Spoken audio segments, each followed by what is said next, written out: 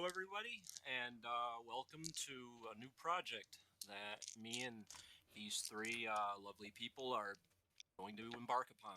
Um, we are beginning a homebrew D&D game set in a world that I've been creating for several years, building up lore, building up story arc, and things like that. And we got some people here that are willing to give it a try.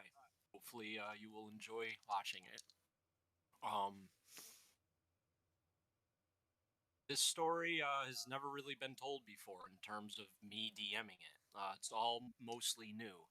I've ran a few things in this world, but haven't really done what you're about to see like today. So it's all new for me. And these three really have no clue what to expect. They've been given some maps, they've made characters, and that's really about it. So without further ado, we will get right into it. Um, all the great stories, you guys, in my opinion, begin with some disembodied voice talking about something, an intro to what it is. You look at Lord of the Rings, you got Galadriel talking about how the world was. You know, many great movies, stories begin that way. And I'm going to take a leaf out of all those books, and I'm going to do the same. And this is the introduction, and then we will go right into it. It was not always like this, the world we live in. Before systems of order and structure were able to take root in this land as we know as home, it was a far different place. Before the times of myths and legends, before the city of Ylfell, it was an age of chaos and storms. A time when this world was shared with the others of the many outer realms, before the primordial ley lines blanketed us from their immediate threat. So far from what we know today was this time, an age where 1 minute the air would be vitalizing and refreshing, and then the next it becomes a toxic, poisonous vapor. An age where heroes die, the innocent cry, and foul things fly. Endless forests burned under an era of hellfire and draconic onslaught, and the realms of men, elf, and dwarf did waver to the brink of annihilation. Yet history hints towards the great deeds done in the final years of this time, and rest assured, children of modern paradise, whatever fate befalls you in the coming years, it is better than having lived in those times. You're all listening to the old man tell this story in the inn about a day from Ylfell, in a peaceful nation of diverse elves, dwarves, and commoners, nobles, merchants. Many people traverse through here. The inn you're at now is fairly busy, given it's only noonish. Um, Children gather before the man telling the story in front of the hearth, in front of a warm fire, the smell of stew, meat cooking, ale being poured, as many adults sit and eat at tables and at the bar while the children gather for a storyteller that does not often travel these parts, telling tales of times of old, legends, myths, things untrue, things may be true, some things definitely true. Either way, it's all entertainment. The storytellers and fabricators of what is and what was, they're rare. So people enjoy their time here. People enjoy when the storytellers come into town, and even in a quiet little nook that you're in now, draws a full population to this normally fairly quiet inn. You're in the Bard's Sunset, the inn that rests right north of Ylfell on the map that you guys have seen. All of you are present. I gotta get D&D beyond up for all your character names. I'm already screwing up because I don't want to call you by your real names. It's all good.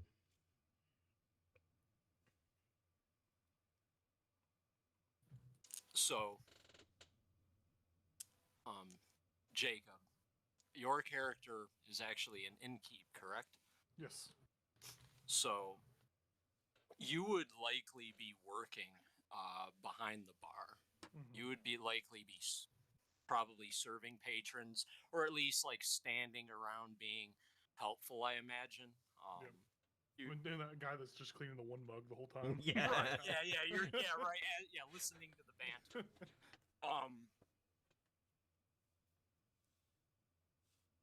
I'm going to the campaigns right now.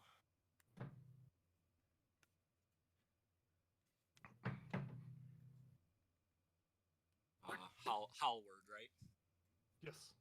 Yep. Hallward is a half elf who stands behind the bar. Not looking like too conspicuous, not looking too out of place. Perhaps a little bit more rugged than most barkeeps. Perhaps it looks like he's been in a fight or two, or could hold his own in a fight or two. How tall is he, Jacob? Howard's about 5'6" on a good day, 5'5" on a normal day. Okay. He looks fairly tough by his profile picture. That's why I said that's why I said those things. He looks like someone that can duel if necessary. Mm-hmm. In the bar are many commoner types, many people that are obviously farmers or just people that are common laborers of the countryside. But there are a few people who do stand out. This innkeep is actually one of them. He doesn't look like your typical innkeep. Another one is a halfling with a very large cat near him. I'm assuming your cat is with you. Well, that's what I was gonna ask you. Like, is the cat allowed in the inn? In the bar? Yes, because no one has ever seen anything like that Okay. in a hot minute, and there's a lot of because it's the time of it's the season and the year where there's a storyteller coming to town, so it draws like kids. A giant freaking cat is definitely going to be something that kids like, so it actually is a win-win. So normally it might not be a thing because of all the hair, but you're getting away with it now. So if you wanted to have the cat out, you could. Yeah, absolutely. Okay, so that is definitely something new. So yeah, actually, we'll go back a second, Jacob. If you want to describe your character a little more, now's sure. the character. Yeah, please do that, and then we'll go back right over to Craig. I apologize, Craig. Yeah, That's right. If you looked over at Howard, you see him just cleaning his this one dirty mug. You keep seeing him spit into it and like wipe it clean. You would notice that he is very much, as Tom said, he is very much battle hardened. You can tell that he has been through some stuff. He has a singular eye patch over his eye. He has a bunch of scars on his face. You can see that at one point there looks like a slit across his throat as if someone had slashed at his throat at one point. He's decked out in not the usual attire a barkeep would be in.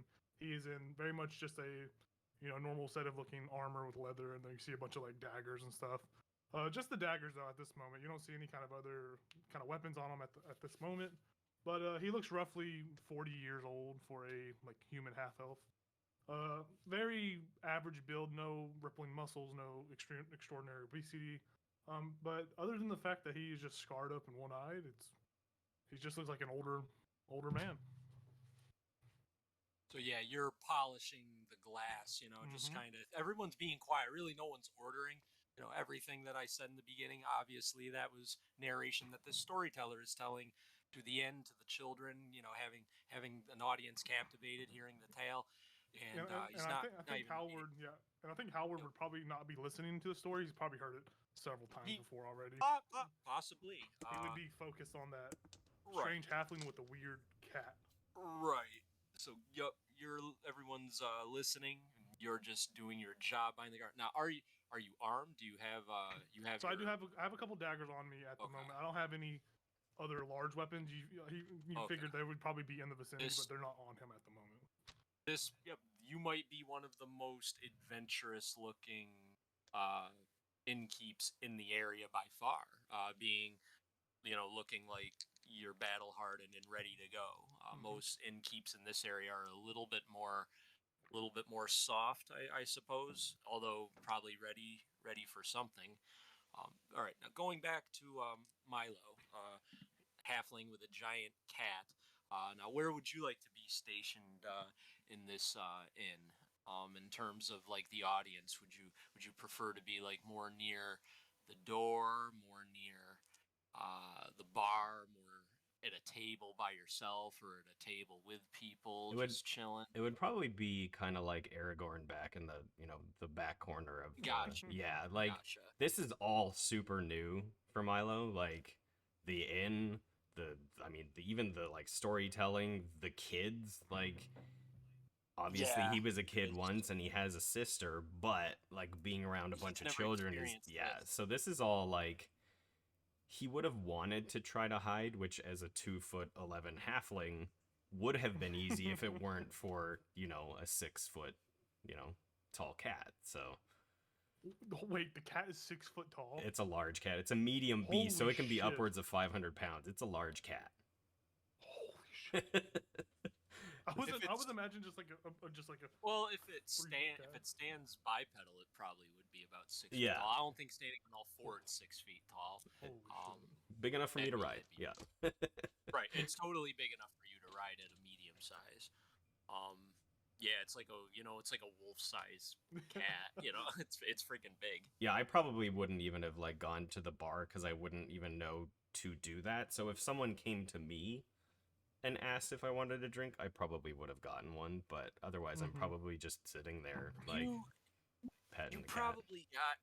probably got here like sort of early-ish in the morning, and like there were a lot of people setting up like stalls and tents in front of the inn. Looks like to peddle wares, because they obviously knew the storyteller was around and this was going to draw a crowd. They wanted to sell stuff, so you immediately were thrusted into people when you got to this inn.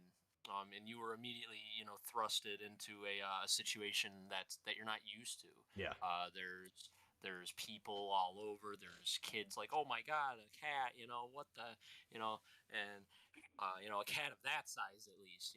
Maybe if it was just a normal cat, it wouldn't have made a big deal. But like a cat that size is drawing attention to the kids. It just is. So that and it wasn't bothering anybody. So nobody has a problem with you bringing the cat in, today. Or, yeah, bringing the cat in the inn today. And Milo would ultimately basically look like me, but with red hair, like, and half the height, like longer hair. I mean, Right. mine's up in a bun right now, but longer hair and red beard, kind of like Jacob, like leather armor. I'd have a bow with me, but probably sitting down, it wouldn't be slung around me. So it'd probably be just like Correct. leaned up against the wall beside me, quiver still on my hip. Very outdoorsy looking.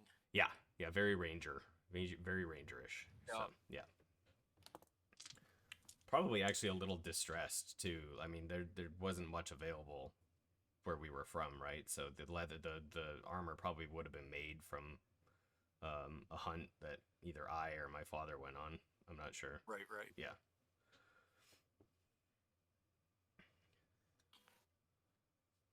The last person of interest that stands out amongst the rabble of farmers and fishermen, merchants and ranchers is a woman, an elf, and I will pass the description over to Star. We are, of course, speaking of your character. Where do you believe Reyna would be seated in all this? I know I didn't give too much of a description of the inn. It's got a common area where there's many tables. Along the southmost wall is where the door is where people enter from the road. And then you come in, and like there's a little area to the right where the halfling is seated. You know, it's the furthest from the fireplace. The stairs going up to where there's rooms along the L-shaped bar that there is, which is in front of where the halfling is sitting, and then the common area where you just walk in. Many tables where people are seated, and then in front of that is the floor where there's many children seated. Then the fireplace, the hearth, in front of that where the storyteller sits in a chair, telling his stories. Standing for theatrics at times, waving his arms to symbolize, sulfurous fumes. I didn't give anybody a good description of the inn because I'm a bad DM sometimes, but There's that a is what lot. the inn looks like. It's very medium budget. Like this isn't a den of debauchery or a saddened shack of despair. It's nothing like that. But I'll be honest, Star, your character Rihanna, she has seen better inns in Eelfell, judging by the backstory that you've sent me.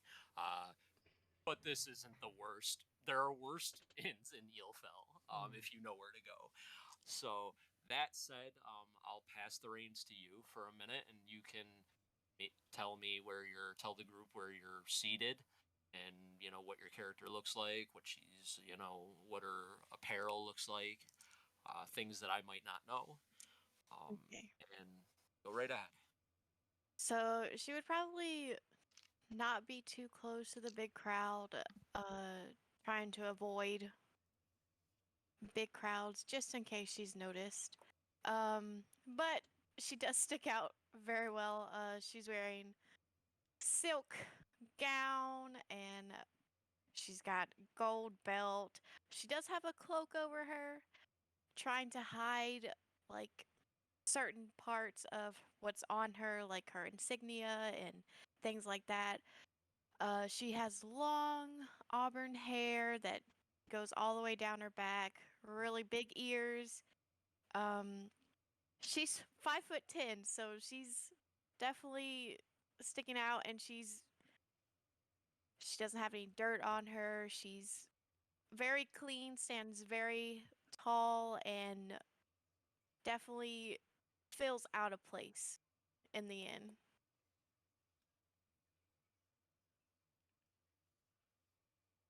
So your you would notice, you yourself, Rihanna, would know you stand out a little bit.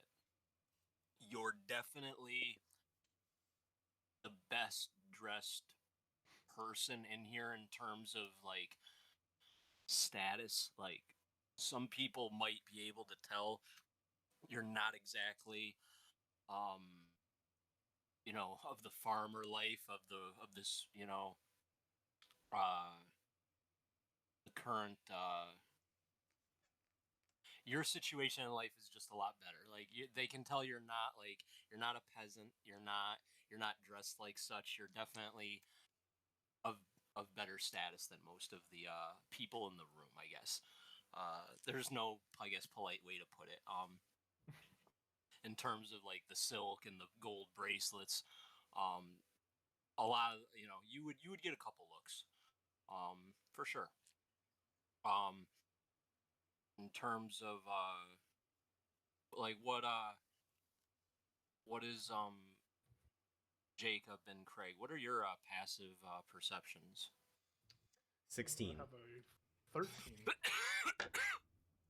Okay. So because Rihanna is standing, you said you're trying to be towards the back, like not blending, not being meshed in with all the tables and people and people at the bar. You're trying to be a little more reserved. Yeah. Okay, you're probably closer to the halfling then. You're probably more towards Milo and the big cat, because doing the same. He's doing the same thing. Sorry, I'm trying not to cough. There, we're good. And I would definitely see that big cat for sure. Right. So, um, I keep forgetting your character's name, Jacob. I'm so It's sorry. okay. Howard. Howard. Well, no, it's because in your backstory there's something else. Yeah. And right, so like, yeah, okay. So your passive perception would have noticed her, Mhm. for sure. You know, she's a well dressed elf traveler. No clue about anything other than that. You definitely would notice her. However, Milo, she's much closer to you. Now, uh,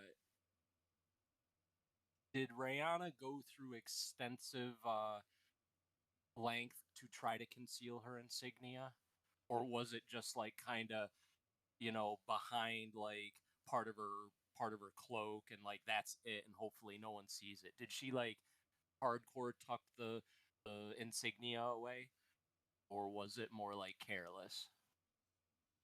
She would try, but honestly, she What? probably just covered it with a cloak, Okay. thinking Well, nothing of here's it. well here's the deal. That's fair. Well, Milo, really close to you.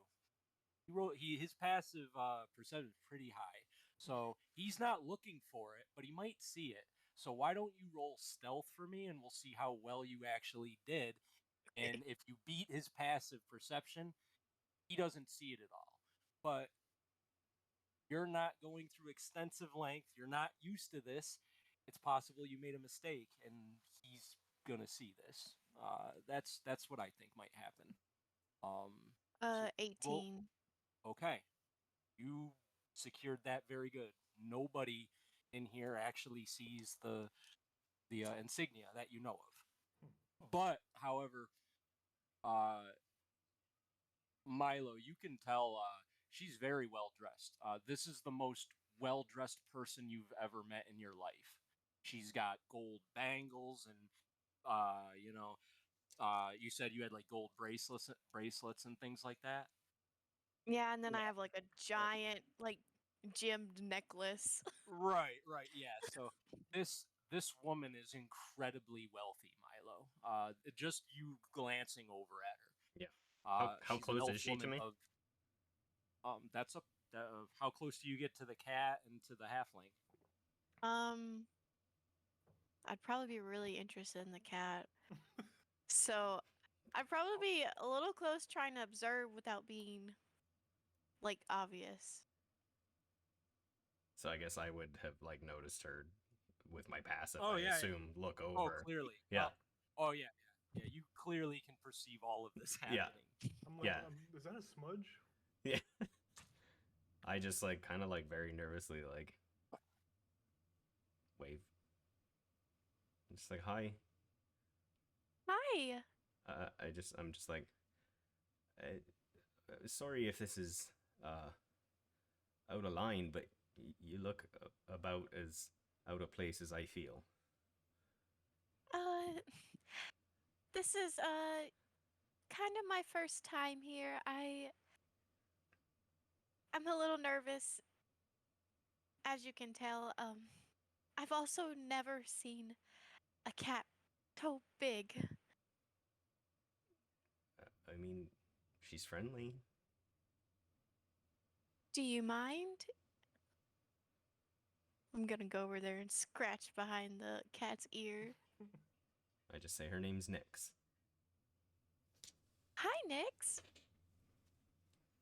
Um, does the cat is the cat friendly towards uh this new interest? I think. I mean, it's a cat, It is. and Yeah, it is. That is. It's up to you. It is your creature, and I'm not gonna immediately dictate how your pet behaves. Right. No, I That's think gonna be up to you to know the personality for sure. the cat understands me very well, understands like my emotions and everything. So the fact that I, welcomed her, I think the cat would have been okay with it. Tolerated it.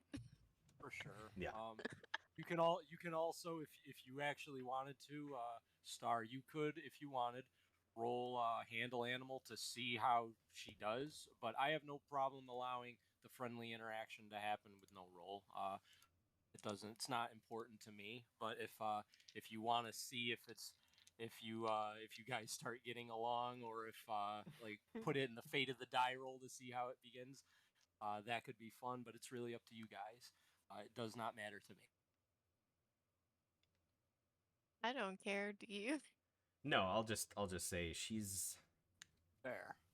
I I have my own pet cat, small one, normal size. Right. And no, I'm saying this to her. Um and I'm just like, this one, I know it's a lot bigger. That's definitely a difference, but you'll notice a lot of differences. It's very intelligent. It takes a lot of cues from me, and I trust you so far, so she trusts you so far. Oh, well, lovely. Uh, and your name? Milo, Milo. you're actually Lovely. you're actually the first um person I've ever met outside of my family. So that's something. How have you never met anyone before? This is a pretty big city.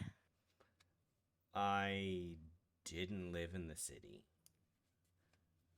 Oh, Grew up very. You're welcome to sit. Um, oh, yes, yes, yes.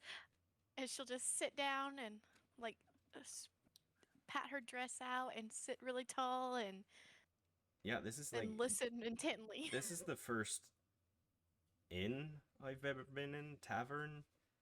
I'm not really sure what I'm even supposed to do. It was just really the first building I came across, and there was a lot going on, and I don't know. I felt like if I was gonna go out into the world, it was probably best that I met people, and you know that Well, the first thing at an inn is usually you get drinks. what, like Uh, water or mead, wine, uh, water if you prefer, but most people wine, mead, anything, ale. I what are those? Oh, you know what? Let me go get us something. Well, you don't have to do that. She's already off. Oh, She's already gone. okay. And I just turned to Nix, and I'm like, that went well, I think. Yep. The elf just kind of zips off merrily towards the bar. She seems, very cheerful, uh, very pleasant, and you can't stop her from going to the bar if that's her behavior for sure. I'm just like, And the make it crowd is small. I'm so. All right. So while this has been going on, we'll go to Howard really quick. So you're kind of just doing your job, doing your bartenderly duties. Um, why don't you can do you have ranks in performance? I assume. Yes. Why don't you why don't you roll that up to see like how well you're performing your duty at the bar? Because that's what you've kind of been doing. Well, a total of 7, so not too hot. Total of 7, huh? Yeah, everybody's just kind of captivated by the storyteller, Mhm. as he's scaring not only the children at times, but I mean some of the adults, haven't heard these stories before, and they're like, God, to live in the times of hellfire, Mhm. by the gods, and then they make the sign of Alona, and then like it's a scary thing. However, you notice the elf lady is approaching the bar rather quickly. It's not too crowded and no one gets in her way. She easily makes it to an open space. I believe that's what your intent was, Star. Hmm. Yep. So you definitely make it up to the bar. Kind of just look at you. Why, hello. I need 2 of your finest wines, or 2 cups, please. We don't got wine. We got ale. Oh, well, then I'll do some ale. What kind of ale do you want? The finest you have, of course. We have ale that'll knock you on your ass, and we have ale that'll not really taste like ale. It's like it's water. Oh, You look like the let's. type that can handle strong ale. I could, but I don't know if my new friend could.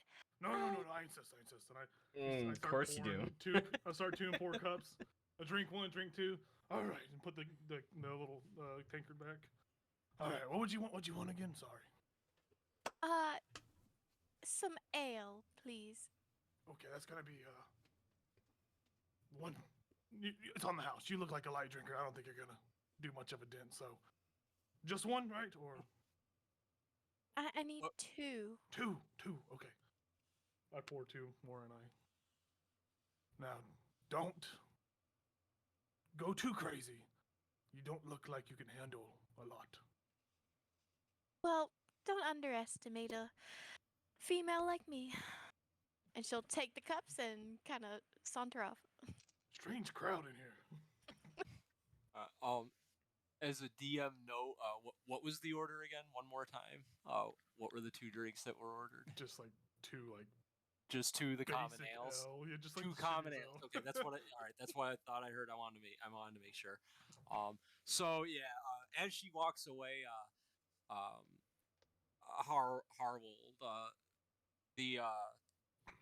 so your boss, you run the bar, but the establishment is managed Mhm. by kind of like this grumpy old guy that doesn't really like to be behind the counter, so he employs trusted people to do this, and you're a guy that's really no nonsense. You can handle if things get tough, so he likes having you around. Mhm. His name is Norman, and he's just this old 60-year-old guy, bald as hell, little overweight. He dresses well because he makes decent money here.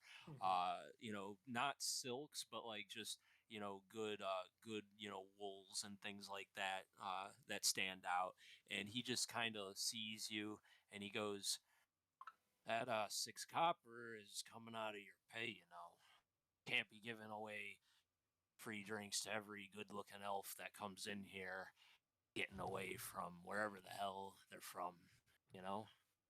I see it as she'll come back and it's an invitation back. She'll think she'll get more and I'll upcharge her. It's tactics, is it? Yes. All right, well. But you take it out. Take the 6 copper. I'll kind of just put 6 copper in whatever kind of like money pot or whatever they use to keep money in. He goes, "I know you're no thief, Howard. I'm just breaking your spirits some. This storyteller, he's drawn quite a crowd, eh? We gotta hire more of these guys to come through here." I know this is quite the crowd. It was, I thought it was gonna be a slow week, and then he came on in and it just came like bugs. Well, there's only about a good dozen or so of these old guys that come through here, so we are lucky to have the business. We're gonna make good. Fresh fish too for lunch, and good roast come dinner. And people will still be selling their wares, even though the kids will be gone.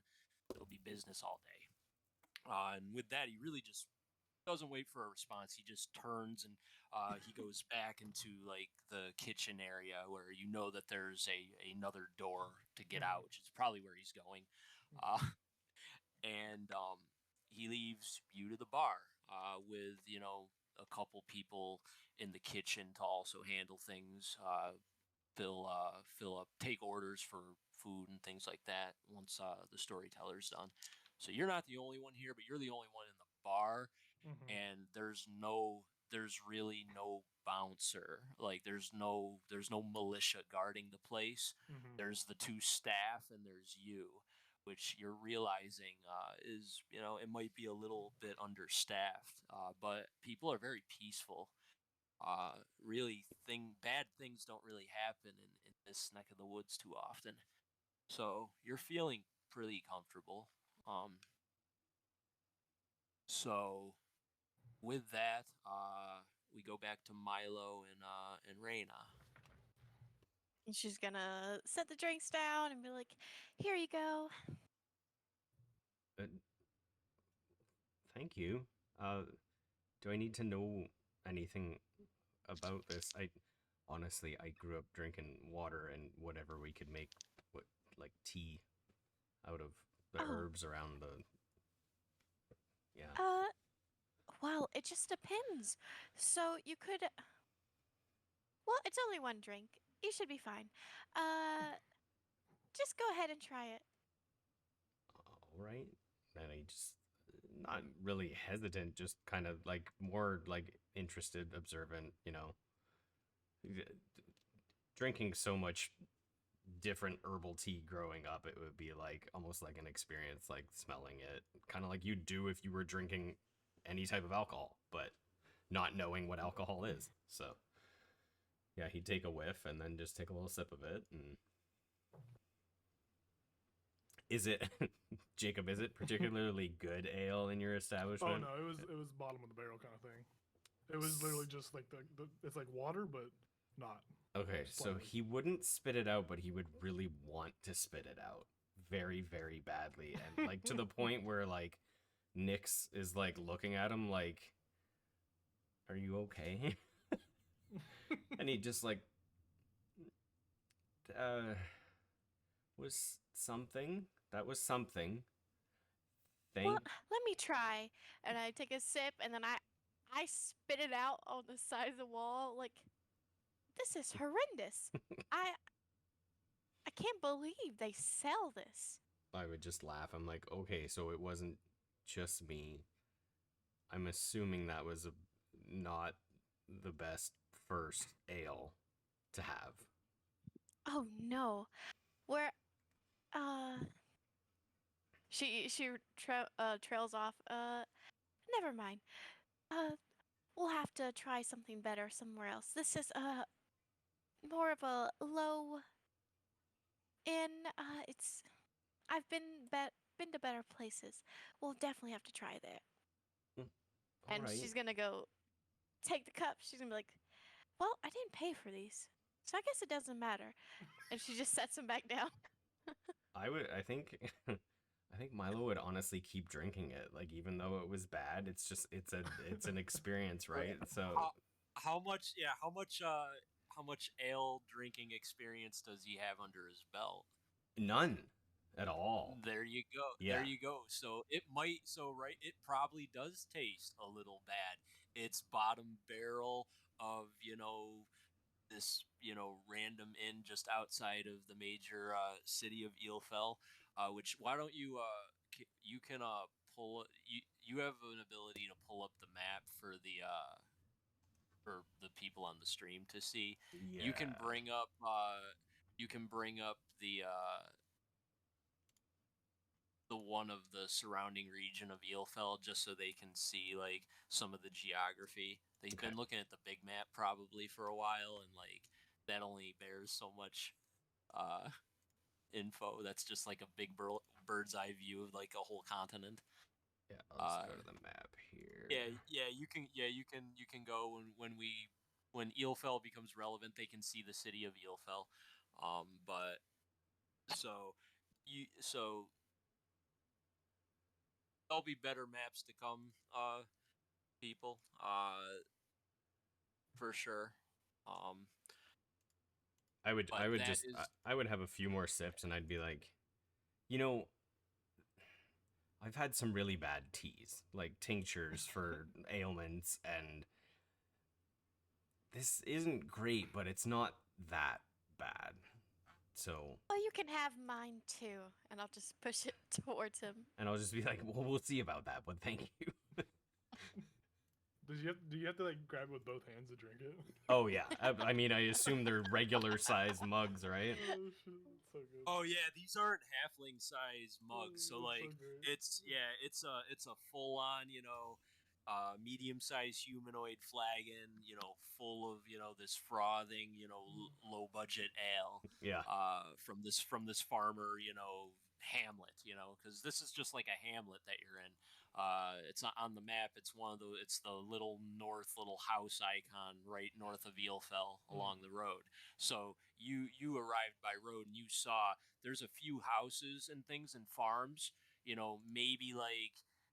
Maybe like 50 people live around here, and then there's this inn, this 2-story, not very big building with the stables. And today it's rather active because you see people are listening to the storyteller.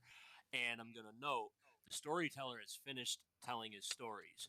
People are now, doing different things. The kids are now getting up, and some families are departing out the door now that the storyteller is gone. Bar's getting more activity. So yeah, you can roll another performance in a second, Howard, because it was very inactive before, but now you're actually getting some activity. People were listening to that for a while. So there's that. But other than that, you guys can continue your interaction. Um, uh, Reina and Milo. But you do notice atmosphere shifted a little bit. Now it's more atmosphere that you're used to seeing, Reina. This is still all new to Milo. He doesn't really know what to expect from an inactivity. Maybe this is normal. Maybe this kind of stuff happens all the time.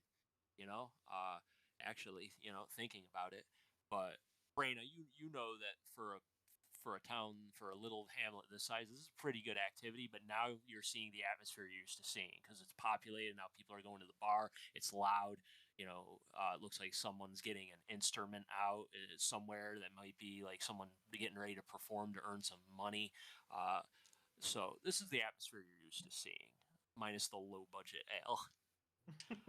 Um, I'll just say to her, and so is this, do you normally drink something like this? I mean, obviously this isn't a good version of it, but Oh yeah, my father would definitely let me try his fine wines all the time.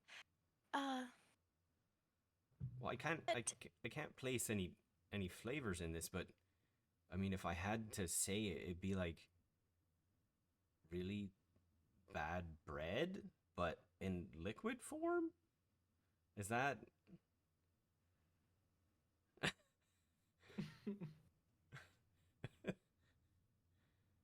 it's a great observation. Yes. okay? I mean, I've had bad bread, it goes stale, but sometimes you still gotta eat it. But um, Eh, are Yeah. there Uh, others like other flavors of drink like oh, this? yes, of course. The barkeep didn't seem to have. He said he only had two versions. Oh, So there's another this, one? he said it tastes more like water. Oh, so this isn't the water one. I think he might have lied. Oh, so it's probably just water in this then. Yeah, Okay. I but we just got him for free, I guess. Oh. Oh. But I would have gladly paid. Well, okay. Well, I mean, yeah, I'll probably finish mine. Just I mean, not to be rude or anything, but I probably won't have that one. I've had like half of it and I'm 2'11", so let me know when I need to roll a constitution check. all right. How much have you drank so far? About half of that. All Because right, I'm all right, just kind yeah. of like I'm Now, talking and no, sipping like yeah, without now, really paying attention. yes. Now would be fine because you have very little experience doing this from Okay. what you said. So this would be enough, I would say, to at least see. It's a 16. I mean, yeah, it might taste bad, but like, I mean, you're not feeling like too overwhelmed by it, other than the taste, other Okay. than getting through the. Yeah, you get me. I'm just like continue. I'm like, speaking of moldy bread, I mean, one of those teas actually is like, if we don't have food and we eat moldy bread, we kind of have to drink the tea with it to counteract the effects of the mold. And that's just a whole experience. I don't wish it upon anyone, but it happens sometimes, I mean, when you live where I grew up, you do what you can with what you got. I mean, Oh, yeah, yeah.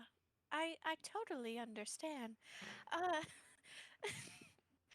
um, oh, I've so you've never had had moldy moldy bread. bread. Oh, okay. No, no, no, I've never had moldy bread. It's always been fresh out the bakery. Yeah, I don't know what that is. Is that like Oh, a place you've they never heard of no. what? Oh, it's a place where they make bread and pastries, stuff like that. What, you don't just do that at home? Uh, y- no. I just kind of nod and I like hold my mug out for my cat to see if the cat wants some. Oh, oh, I don't. Never mind. I mean, she's like 3 times my size. She could probably. She's had worse. Trust me. Well, would you like me to try to get better ale? I doubt they have it though. Well, I mean, why don't you sit? You can entertain Okay, Nyx for a minute, and I'll go and try to find something. okay. Chances are, you know what? Yeah, I'll try to find something better, I guess. And the little, very tiny halfling, like, little legs over to the bar. Fair. Okay. So, like as I was saying, before before the scene, the activity has picked up quite a bit at the bar. And so while those two are talking, Howard, you're very much busy with Mhm. your own activity. So if you want, you can roll a performance to see if you're able to carry yourself well enough to maybe garner some tips. Uh, It's not a good night for Howard. It's a 10 total. well, I'm struggling. I'm struggling. a 10 is average. It does pass. It doesn't garner too much. You do make a single copper in tips as you're selling ciders and you're selling the low budget and the good budget ale. Mhm. There is a menu. I probably should have given you a menu, but I didn't actually want to interrupt your guys' first role play scene as characters. I didn't really want to interrupt that with like, oh, this is the menu for the inn. Um, but there is a menu for the inn. And there's ciders that go for 6 copper, and then there's the below budget ale which goes for 3 copper, and or not the below budget ale that goes for 3 copper, and then there's the really good cider at like 7 copper, things like that. Mhm. But we're not going to get into that. We're not running Tavern Simulator, but that's things like that is how it goes. If it ever becomes a factor, you can always Mhm. ask me for the menu, and we can handle little crunches. You do earn a single copper in tip for not spilling people's drinks, for at least doing your bartenderly duties. Mhm. Um, and it's at that point that after you take care of these, 6, 7 customers, Mhm. there's a halfling who's making his way over to the bar. How tall's the Do you have? bar? Taller than you, but you can get up. You can get up on the stool, so That's what it's I not was like thinking. Yeah. ridiculous, and you don't need to stand on it. Like you can sit on it and get your head basically there. It's a little bit actually no, they got a proper seat for a halfling to where you can get up at the bar. Halflings do come here. Nice. It would be Stool. safe to assume that they have some for sure. So yes, you're able to get there comfortably for sure. I'm just like, uh, hi. Yeah, How's it going? How's it going? you're selling the drinks, right? Sorry, there's a bug in here. I am the one that pours and sells. Yes. How much were those drinks that you sent with the tall one, with the. You're with the really beautiful. I mean, I'm not. I wouldn't think it was your stature and all. She's a little tall, but I'm not with her. We just kind of like commiserated over aye. not fitting in. But how much were those? Those were three copper a piece. So I gave them to him for free though. So don't worry about it. Right, I understand, but I mean, I feel like I still need to pay for them. I get it. I got it. I took some out of my bag and put it right in the register. All right. Well, so is that all you sell here, drink wise? No. We have good ale. That was shit ale. She looked a little proper, so I gave her a little bit of the below tier Oh, liquid. well, from what I understand, she's well versed in ale, and I'll take. I mean, she looks like she's drink the finest of liquids, but I had to give her a taste of what real life's like. Ah, understood. Yeah, I talked to her about how it tasted like. Actually, no, I don't know. Tastes like shit. Yes. Well, I mean, I told her it tasted like moldy bread. Like, I mean, you're not wrong. okay. Well, well. So what's the good stuff? What's the difference? We have some cider, some really good cider. That's about 6 cop. It's about 7 copper a cup. And a cider is. I'm sorry. It's like I'm new to it's all like of this, so. Oh no! So instead of moldy bread, it's like apples. Is it moldy apples? No. Oh. Well, in a sense, yeah, but it tastes good. You'll like it. Oh, that actually sounds really good. I mean, I like apples, so.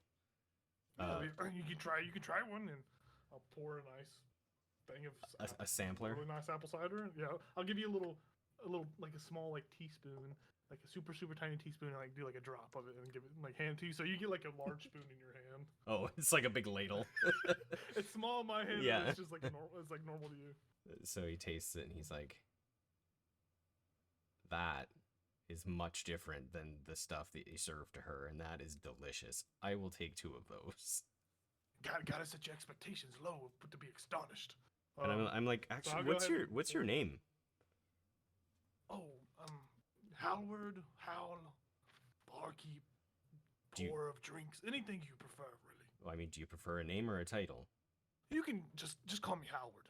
That's fine. Howard. All right. Well, I appreciate your service, Howard. He says without realizing that you were a soldier. Yeah, I pour you 2. Did you want 2 of them or just 1? 2 ciders. Yeah, I would have poured 3 drinks, slid you 2, and drank 1, and then slipped some of my own money into the register. Yeah, and I'll hand over. What was it? 14 copper. 14 total. 14 total. Yeah. Yeah, for the medium ale, yeah, and then yeah, so it'd be 7 a drink. Okay, and then I'll just hold them up and I'll just say, thank you. I'm Milo, by the way. I appreciate it. Aye. And See then you around, Milo. and then I'll look down at the ground and I'll be like, I put them back on the bar and I hop down and then I grab them off the bar. And then I go over to the table. Every single PC can make a perception check for me as Milo is coming back to the bar, or coming back to where he was seated. Huge. 25. Ooh. Oh man. I got a dirty 20. Oh, you got a 1. Okay. I'm just lost in the cat.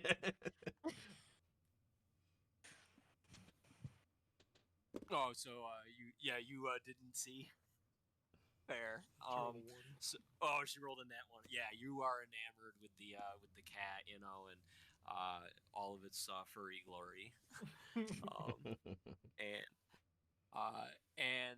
But Milo, even with dual flagon in hand, no, you're gonna see this, and so is the dirty 20 roll. So the bartender and the halfling will for sure see about 5 individuals walk in as people are milling out. 5 suddenly walk in very naturally, but they are they are well dressed. They are as well dressed as Reina is. Um, they are mostly human and half elf. One of them, however, is an elf, and you all see this. You all notice that they're all well dressed in more finer tunics with various jewelry. However, the 25, that's a very high roll, and you're the closest, and you're sort of lower height. You notice the elf on his right hand, on his ring finger, he has a gold ring, and it looks like there is a red gem, possibly a ruby if you're versed in gems. If you're not versed in gems, you have no clue, but a red gemstone of some kind in it. Looks very freaking expensive, very nice. Yeah, even for someone Right. isolated in the forest, they're like, Okay, woo! right. If you've seen this in the forest, if you've seen this in Feywood, you or yeah, in Fairwood, you would definitely have been. It would have been. You would have been like, wow, this would have been an eye opener. The best find ever, probably. Yeah. In terms of shininess and like how it looks. Now that said, they're all well kept. No like greatly distinguishing features other than apparel. They're all men. They're of between probably 20 and like 35 of age, something like that. The elf, you have no clue though. The elf could be, the elf looks like a young adult, between like 25 and like 30 ish, something like that. But that in elf years, that could be a lot. Right. And who knows? But that is what you both notice. You don't notice the ring, however. Yeah, Howard, you get me. So that's what happens. And they all seem to kind of go. Like a couple of them go to the bar, and like a couple of them go to some tables. But they are well dressed people that you guys immediately see, and other than that, the scene kind of continues. So looking around, since I've been there, Yeah. since I've sat and talked with Raina, would I have seen them and thought, oh, they might be with her, or they look like her? I'm trying to think of what skill it is to recall from memory. Maybe like intelligence perception to see if you can recall anything like that. Okay. Just to recall your memory, because it's not like you're active. Oh, I get to re-roll that. I got a perception. natural 1, but I get to re-roll it. Hell yeah. Okay. Nice. Cool. Oh, halfling luck or something. There we go. 24. Holy shit. You recall seeing some of them outside near the stalls, and they're well dressed. Maybe they were guys selling things, and that's why they've got so much money. You're able to piece that together. But Okay. you can't speak for that elf with a ring. You don't recall seeing that. You can't speak for all of them, but you recall seeing some of them, just dressed a little bit differently. Maybe they were setting up their shops and they weren't all in their expensive gowns and all that. Things like that. That's what you would think. Okay. So You recall seeing some of them. I will have made my way back with the drinks, and I'll put one down in front of her, and I'll say, this is cider. Apparently he had cider. He didn't tell you about it. Don't know why. Do you know them? And I look over. I will point at the people who just came in. Do I recognize them or at all? Make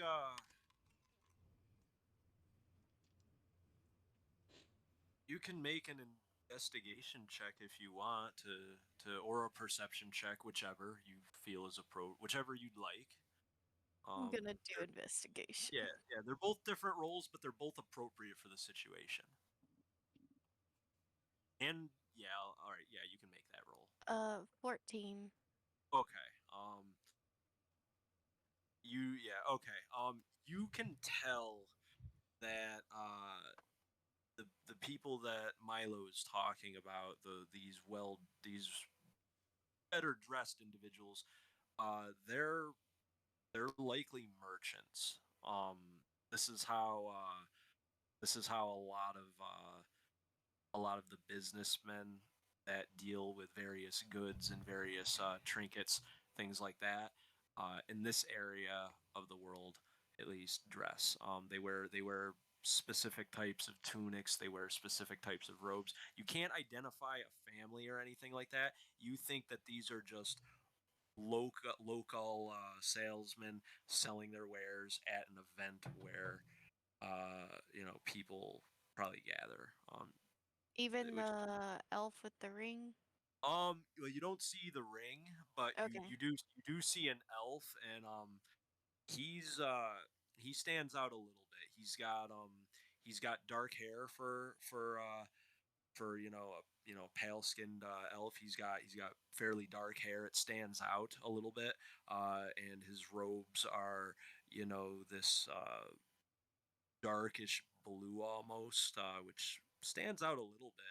The other merchants aren't dressed like that, and that's all I'm gonna tell you. I gave you a lot Okay. of info because of your background, and you Yeah. would know these things. A 14 wouldn't honestly garner that. You should have gotten advantage on the roll, so I gave you a little bit more info than I would have on a 14 for this roll. But that's what you know. Okay. Uh, most of them look like merchants, but that one elf, I don't know. He doesn't look like the merchant type. I just kind of nod my I don't know head. them personally.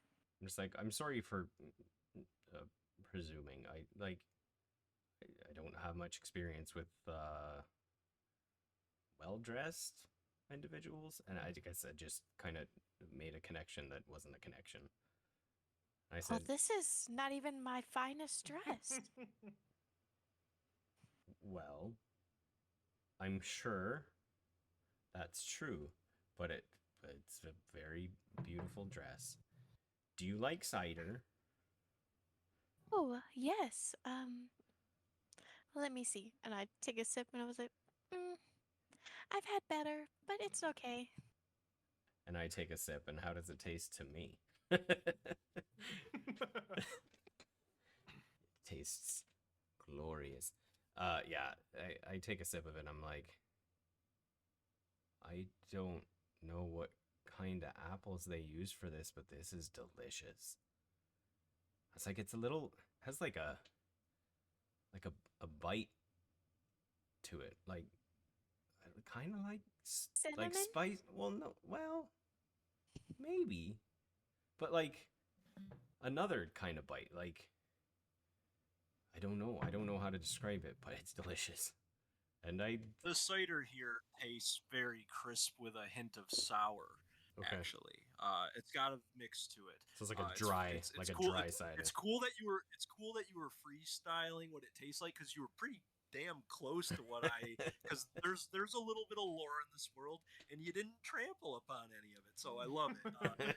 You were very close to describing it. It is like that, but with some sour bite. That thing you couldn't describe, Yeah. a sour bite to it. Like think a Tanis apple. Yeah, so I just kind of Really like sour apple.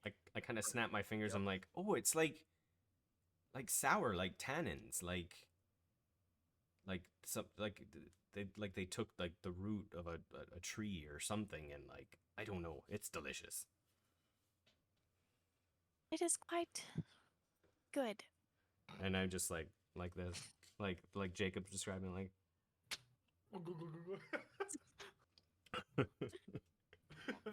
While you two are drinking, the two merchants, or the two, yeah, you don't know that they're merchants, Mhm. Howard, but they approach and they're like, barkeep, couple of your finest ciders, the eights, the silver piece cop ciders. Aye. Oh, okay. Aye, right on it, sir. Yeah. Those are the golden apple ciders. Those are the best ciders on the house. They're very sweet, and they're talking a little bit amongst themselves. Yeah, I Um, would like disappear into like the little back area and come back with a nice cast, like the nicest barrel, like small barrel you could see in this whole establishment, and then just start pouring them drinks and then Like a mini not keg. really, not really rebuttaling with them or anything, like talking to them, just like giving them what they want. very well. So you go in the back, Mm-hmm. and um, you are getting the cat the the casks of cider, Mm-hmm. and so right quick, Reina and Milo are having their discussion about the ciders. However, something's about to happen, and you both get to make perception checks. Which way are you both facing? I would like to know prior to this roll. I Does feel matter. I feel like I would have been like I said, like Aragorn, I'd be my back against the wall facing Right. the rest Okay, of the that's what I establishment. thought. Yeah. That is what I thought. What about Reina? I know I'm. she's been petting My the back cat. is. Oh yeah, I was petting the cat. Right. So it could be So anyway. That's why I'm I'd just probably wondering. be like to the side, like where my shoulder is facing like the other people, and my other shoulder is like facing the wall. If that makes Okay. sense. Okay. So I'm going to allow you both. Well, you're both getting perception checks. Milo, because of his angling, is getting advantage. There's no way he doesn't get it because of what's happening. And sadly, uh, Howard is fully distracted with his task. He gets a roll with disadvantage. I'll say Do I disadvantage for do I sure. re-roll a 1 that I've rolled on an advantage roll? Um,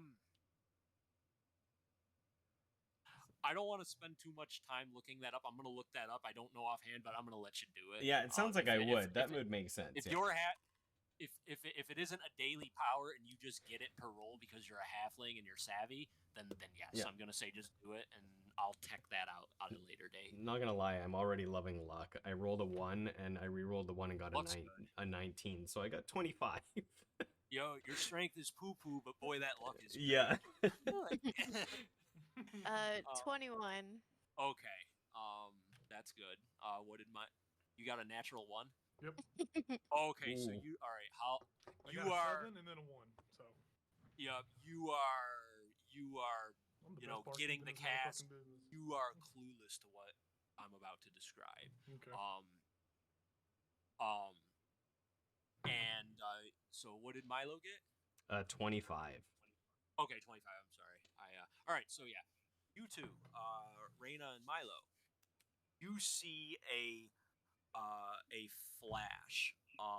What did Reina get exactly? A flash of red light. It's not bright strobish. It's more of a dim red, but it happens, and it's an instantaneous thing, and it suddenly fills the room for just a quick second. It doesn't hit you, it doesn't touch you, but it kind of envelops the room a bit. And what did Reina get on her roll total? 21. A 21. Okay.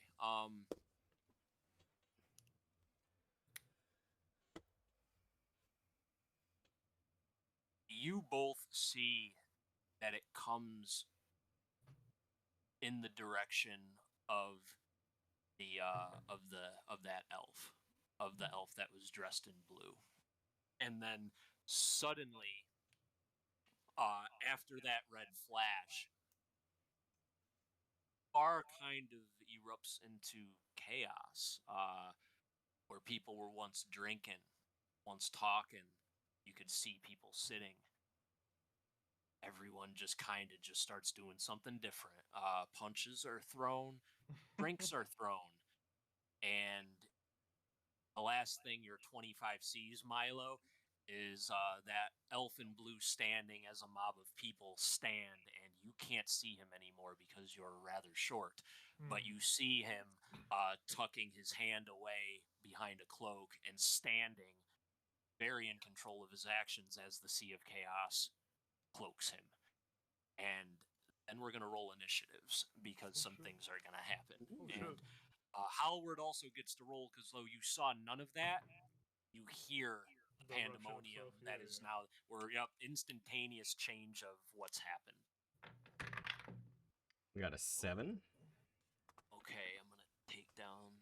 I don't know if you have on the banner for the stream an initiative tracker, but I can keep track of initiative I don't on know. my own. Okay, yeah, I can do that then. That's not a big deal. Would you want me to roll at disadvantage?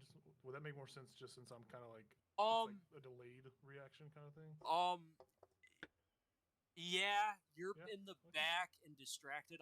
Yeah, sure. If you're willing to take the penalty, everyone start with inspiration. By the way, I didn't announce that at the beginning, Oh. but everyone gets an inspiration. You would have gotten one for taking that disadvantage voluntarily, but you Okay. already have one. So like, we'll thank you for being honorable, and you will get a reward at some point. I'm sure is a bonus advantage when you might not get it, something like I that. rolled a 13. I'm gonna go use the potty real quick. Yeah, I'm gonna after I take down initiatives, we can take a 5 minute because I'm gonna get a okay. drink, get a glass full of ice. So, what was all your guys' initiatives? 8. 7. Okay, 13. Dang. 8, I always roll shit initiatives. You do. You really do. and you got a 13. You said 13. Yep, 13. I okay. rolled So a 8, 7, and 13, and I will roll when I get back with the ice. Let's take a 5 minute bio, do what we need to do. awesome. Do anything, stretch the legs, and we'll get back to this. If anyone's watching this, thank you for chilling. We'll be right back.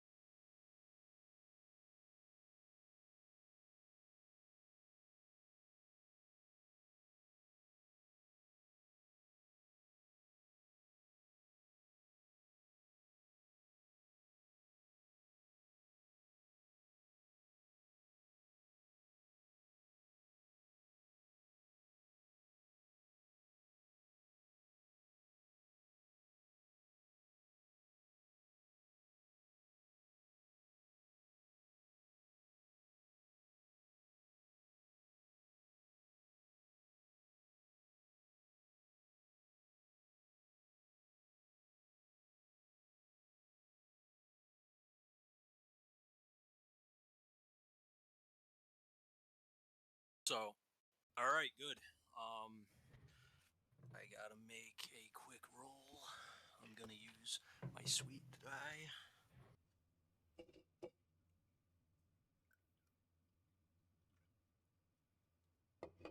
Hey, I need to get a comically big You Stein. do. You really do. Right? Like you could be like Sam. hmm His big flask, absolutely. Oh shit. Look, I don't have pickles, but I have some dill pickle chips. Nice. You don't like dill Yeah, pickle chips? No. He Oh, rejected them. I offered if he wanted some. and so He said good. no. Nope, I'm Mhm. good. I have to drink so much liquid because this voice is so hard on my Yeah, I throat. bet. Yeah. Like I was gonna do it. Like it was gonna be way worse. I gave it like trial with Star, and I was like, oh, I can't do that. I'm gonna die. Like I won't be able to speak till the next day. I'm getting the initiatives completely tracked in order, and then we're good. We don't have too awfully many. I'm just trying to get it organized so I don't screw it all up. You're good. Yeah, She got pickled beer too. originally Eris's middle form was gonna Mhm. sound like Soldier from Overwatch, Oh really? and it had that like, "Hey, how you guys Mhm. doing? All right, good, good to talk to you." I was like, that's a bit much. I'm really excited for you to hear Jayla's voice. I was thinking about it earlier today. Like I was thinking about what you said. I'm like, I am so excited. I'm so nervous because I'm gonna laugh and I'm gonna try really hard not to. That's what I was gonna say. Is it something you'll be able to keep up with? I can she's do gonna it have for to. a long period of time. It makes me giggle. Oh, I okay. just have to get over the first like being nervous to do it. Well, and the rest of us will probably have give to her get over 2 weeks. the voice in general, I assume. It's gonna be Jacob that's laughing at me, and I'm not gonna be able to do it because he's gonna be laughing. I'm gonna be a stone face wall. Yeah. You're gonna see any emotion. Serious. I'm just Alright, gonna I like got, not look at you. Awesome. Sweet. I got the initiatives tracked. If everyone's good to start going. I'm ready. All right, so Hellward got you got 13. Yes. That's pretty good with disadvantage too, man. That's sick. Yeah, I rolled a 9 and then I rolled a 17. That's good for sure. You surprisingly, you hear the ruckus. Something changed in that room. Mm-hmm. You've heard bar fights happen.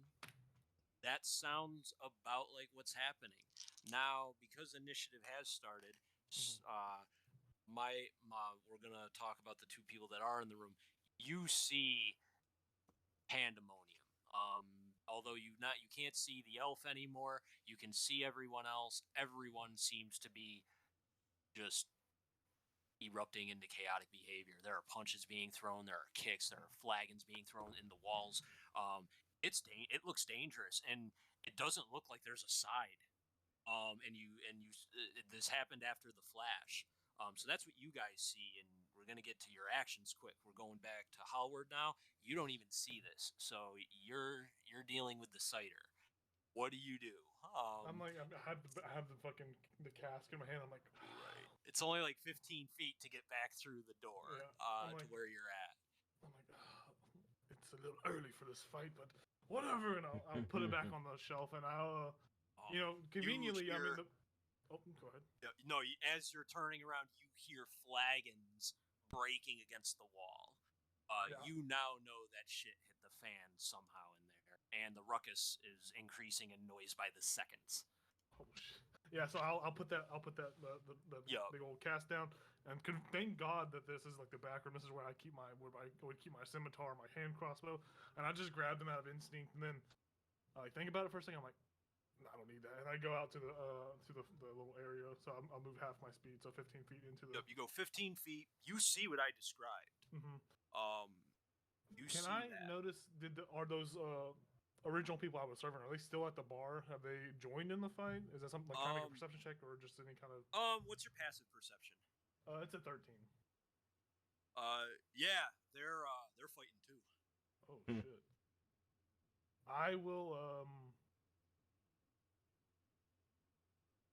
I would want to move a little closer to the bar and kind of just like hold an action to Yeah, throw a punch if it gets thrown at me, but I don't want to like throw an unarmed unarmed strike. strike. Yeah, Okay, someone like yes, get I'll be ready. at the bar and if someone comes, I'll just If deck them if they come at me. if a threat, if something you deem as a threat Yes. gets adjacent to you, you're going to start punching. I got you. Yes. That's fine. Um, yeah, that's all I think. Sure, your turn would be over then. Yes. We are now on Reyna. I'm saying the name right, correct? Mhm. Okay, yep, that's what I thought. Yep, Reyna. The mob of people is pretty close. Now, I mean, you have never seen a bar thrown quite like this. Especially with that red flash. It's very strange indeed. But I mean, you're free to move. Because no one's like up against you. You're not being immediately threatened. But the bar looks fairly dangerous at the moment with the pandemonium going on. And that's it. That's your action for sure. Okay. Could I just like pull out my whip and just have it like ready? A whip. Oh god. Oh sure. Yep. Absolutely. Okay. Yep. Milo. She pulls out a whip. What, like leather style whip? Yeah. Yeah, it's it probably looks like really fancy though. Like really fancy leather. That's fair. Um. So yeah, Milo. That's what you notice. And are you readying? Are you readying an action? Uh I'm just gonna I think I'll just wait and see if anything tries to get me and use my whip. Okay, that's fair. Um. So yep, same thing as Howard. Just with the whip. And no, it's smart. You don't Oh want to yeah. go into chaos. I agree with Uh-uh. it. Um. I forgot I saw a whip on your character sheet, and it's like noble girl with the whip. It's great. It's a wagyu steak, a wagyu whip. No, Finest it's of great. beef, finest of cows. Then we got Milo. You are up next. Everything I described except you're further back. You know, you might have been seated or standing, your choosing, with your cat, and then the scene you saw. The last thing you remember seeing was the elf disappearing behind the masses, and you know you can't see him anymore because of what happened. Everyone started standing and throwing things. Right. I will have gotten my bow at the ready, and I'll turn to Nyx and say, "Hold." And I will notice when I say "hold" that Nyx is very preoccupied looking at the whip that she has pulled out, like it might be a cat toy. And I'll be like, "Nyx, hold." And then I'll turn to what was it again? Jaina? Is that Jaina, right? Reina. Reyna, yes, with J. Janera. I will say, so I saw a ring on his finger, the tall, fancy, the one that looked out of place. It was red gem. I think he did A this. ruby? Sure, shiny red. I think he did this. He disappeared. I don't know what that means. This is crazy. Should we follow him? Did I see where he went? No. No. You no. So do you do any actions for your turn? No, I'll just ready my bow. Nyx will be on Right. standby. Okay. And then basically I'm using the rest of my turn to tell her what I had seen. Right. Yeah. That's your big interaction with Yeah, the environment. That's fair. Yeah. Absolutely. You could do like take dodge, you know, if you're being defensive, unless you want to ready a shot in case something comes at you. That's appropriate too. Either of those are appropriate, and then your free interaction was the talking to I'd probably be more likely to dodge than attack, because this is like Okay. this is a situation like, am I supposed to Right. attack other humanoids? Like, Absolutely. yeah. So understood. So everyone's got readied actions. We will mark that down. And she asked a question, so I will just be like, I don't know where he went. I don't know how to follow him. So Right. yeah. Good interaction for sure. I would, if you guys didn't have inspirations, I would give them to you. But that's good. No, not attacking the crowd. Not attacking the crowd to coordinate what you've seen with your teammate and then protect yourself is heroic. I would definitely award that. But we just started, so everyone's ready to fight. One quick second. I'm going to take a sip of soda and I'm going to describe my initiative.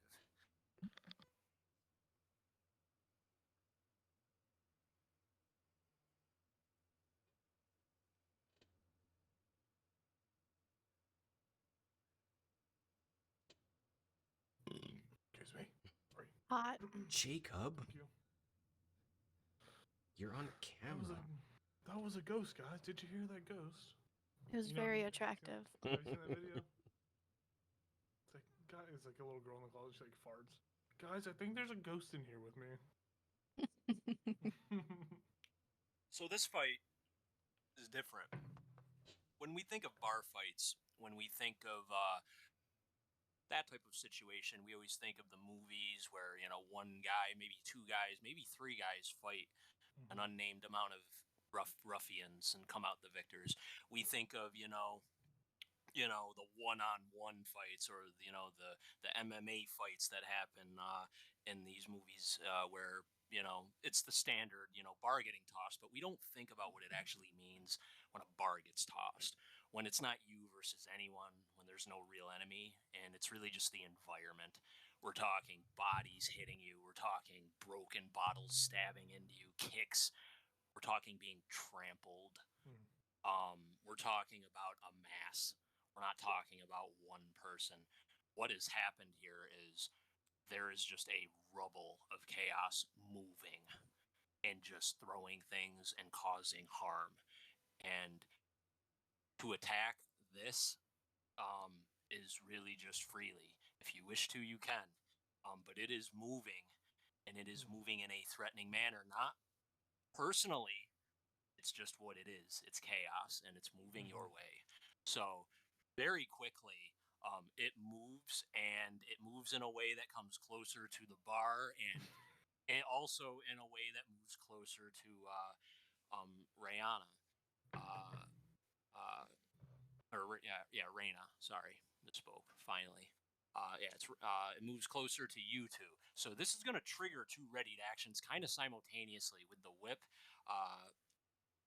and Howard's punch, because your readied actions are just gonna basically proc, because you're now it's now adjacent to you, and now you're able to, and the situation has been met. So whoever wants to handle it first, I guess we can go with Howard, because you're higher up on the initiative.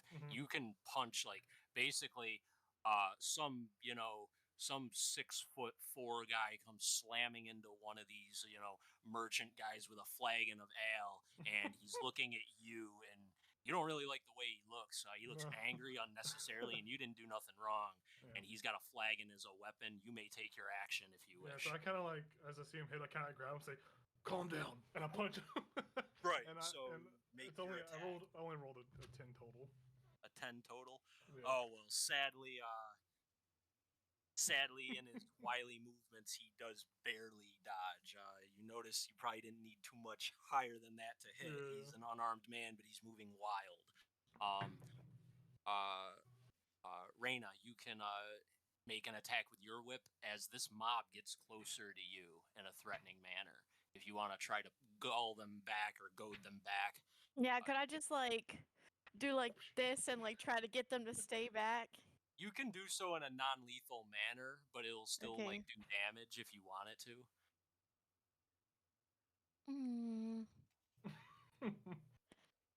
So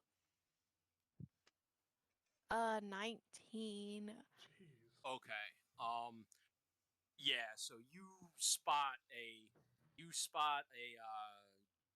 a guy that is just manhandling this farmer that's like half his size and half his age, still two adults fighting, but it's just clearly unmatched. And you're able to full on strike him like right across the side, and you can get your full damage. Uh, That is only 5. well, 5 damage. um, that's fine.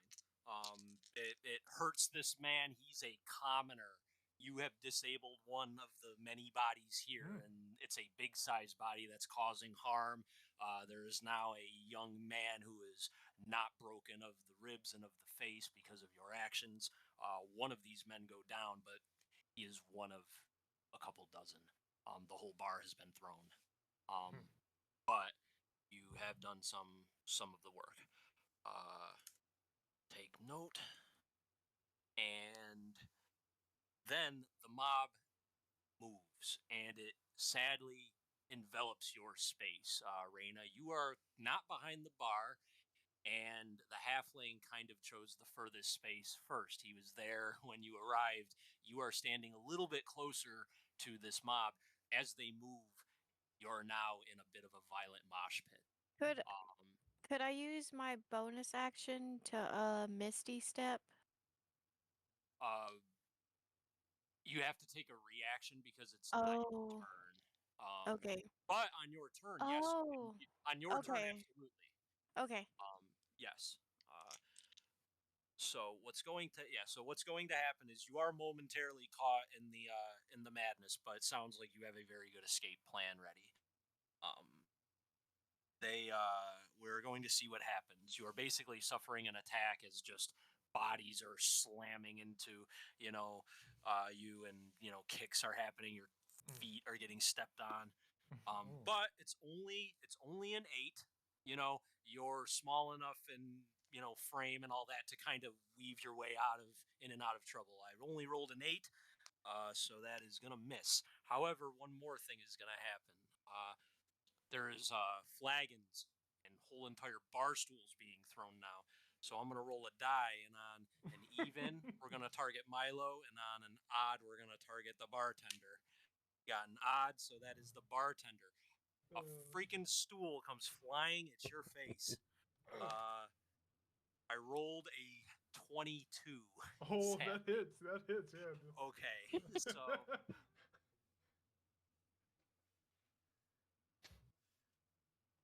find my dice out. Sing these. All right, so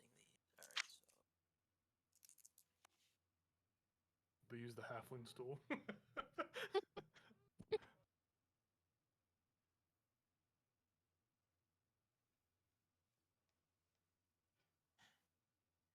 the madness of being caught off guard is drastic, and that's what this encounter represents. This bar stool goes into your eye, man, hits you for 13 bludgeoning. Oh. Holy shit. That is what this combat represents. There are hits, they either miss or they hit, but when they hit, you don't see it coming. It represents chaos, and you just took a bar stool to the eyeball. Yeah, You're not stunned. You're not disabled in any way. It's just a shit ton of bludgeoning damage. And but other than that, that's it. That's the madness's turn. But you realize the danger of the situation now. People are going to get hurt, and you're a trained warrior. These people are not. Something must be done. And it's on you now. That was my turn. It's back to wait. You had a ready action, right, Craig? You are. I was Craig, just you had a ready dodging. action, right? I was Oh, you dodging, were and the dodging. stool did not come toward me. Oh, correct. Right, my bad. Yeah. Okay. Okay, my B. So I miswrote something. That's fine. But No, a stool did not come your way. A good thing, right? You were dodging because you see the bartender get dunked on with this stool. Like this ain't right. He was a nice dude, and like he didn't deserve that. is that same action still readied, or? Well, it's readied until you act. Okay. So if something more happens, yes, it's still going on. Okay. But now we're back to the barkeep. Okay. Yeah. You are surely unhappy about that shit. Yeah. I'm like, fuck. And I'll like, I guess I'll use like a free action to kind of interact with my environment. I'll like grab a cup, pour a drink, and like cast a healing word on myself as a bonus action as I drink this tankard of like L to heal me. And Like it. It's one spell slot, and then the 1d4 plus 4. So it's a 1. I thought it was a 4. So I heal 5 points back. Okay. And then I will fuck, dude. That stool just changed my whole thought process. I will the guy that's in front of me, like the guy that was that hit the bar, I'll take one of like the daggers out of my coat and just like stab his hand into it. Like stab my knife into his hand. Absolutely. It's like, stop. Absolutely. This will cause more fear on a commoner than the likes of you, so it probably will have effect. Oh, it's a 13. He's not wearing armor, and there's chaos happening. You stab his hand. You do damage. So I do it's like 6 points of Yup. Oh, 6 points. Okay. So I don't want to. I don't want to. It's not gonna kill him. It It doesn't kill him. I know you're not trying to kill him clearly, okay. but you impale his hand. Yes. He's stuck there. He is clearly incapacitated until he gets this dagger out, or he's immobilized. He's not a threat. That damage all goes through. There's still more chaos. I'll kind of reiterate and be like, I'll kind of just reiterate and be like, I said, calm down. And then I'm calm. I'm calm. That'll be my turn. Yeah, he's freaking out. Reina? Yes. So first thing I'm gonna do is I'm gonna Misty Step. And do you think I could get like on top of like the bar? You could, but a good chunk of the bar is adjacent to the mob. Not all of it. How far can you Misty Step? I believe it says 30 feet. Or it's 30 feet, right? That's what I thought. I knew it wasn't 60 feet. Some monsters can do 60 feet, but okay. So 30 feet from where you are. Yeah, you could just get to the end of the bar for sure. Where it looks safer than you're currently at for sure. It's an improvement of situation. If you wish. Okay, I'm gonna do that. Absolutely. So, Milo, you see the elf who is immersed in the mosh pit. Misty step away. Magic. Yeah. I honestly like at the same time of being surprised by it, I kind of breathe a sigh of relief because all that was going through Milo's head was, okay, how do I get myself and her onto Nyx's back and try to get us over to behind the bar? Now I only have to worry about me, and that's what I'm gonna try to do. I really don't know how to get over a mob. I mean, it's a cat, they're nimble. Trying to jump across their heads is the thing, but correct. What kind of thing is things it? Look simpler now. Right, things look simpler now. That changes things. Yeah. So I mean, that's what I would try to do is I would like immediately hop on his back and say, "We're going that way." And hopefully try to cat jump across their heads if that's possible. Or tables. Tables. Whatever surfaces are available. How far? So how far can the cat move? Cat has 40 feet. Okay. Why don't you make an acrobatics check for me? That seems like what a cat would do. That was what I was thinking. Let's see. Yeah. Dirty 20. Dirty 20? Okay. So you are able, there is a pathway. It is difficult terrain, but with your acrobatics, you got a 20. That's pretty freaking high. You're able to kind of leap across the tables that exist, and you're able to get to the other side of the room, and you're able to see. Wait a second. Did we do the rest of Raina's turn? Oh, I don't know. She No, did she a bonus did action. bonus action. Yes. Oh. Yeah, we fucked up. We fucked up. I was like, tell me I when to have finish your turn. Oh no, I'm so sorry. No, bad DM on my part. Sorry, Craig. Sorry, Milo. No, you're fine. I'm completely bad DMing. I forgot that's a bonus action. And then we got to talking. Raina, you did a bonus action to get out of the trouble. Then we started scatter topicking about how great that is. I apologize. Cat It's okay. I guess I would, because with the bonus action, do I have to cast a certain spell level, or does it matter? With the Misty Step. What level is Misty Step? It's level 1, right? 2. Okay, so you can only cast a cantrip now, I believe. You Okay. can't. That's what I believe the ruling is Yeah, on I that. think that's what it is, too. I'm not as versed in where the rules are in the book, but I do recall that being a rule. Pretty damn sure. Okay, can I assist Milo and like kind of push people away with the mage hand so that he can get to the bar faster? You think mage hand could do that? Just like a few people. Just like poking their eyes. I don't think mage hand Yeah. could be. I'm not gonna punish his roll. I'm not gonna make him re-roll that. I'm gonna let him do that on his turn. Okay. So, that I get. I know you're not trying to metagame. You're trying to help him out. I'm not gonna make him redo his whole turn. You can do whatever you want.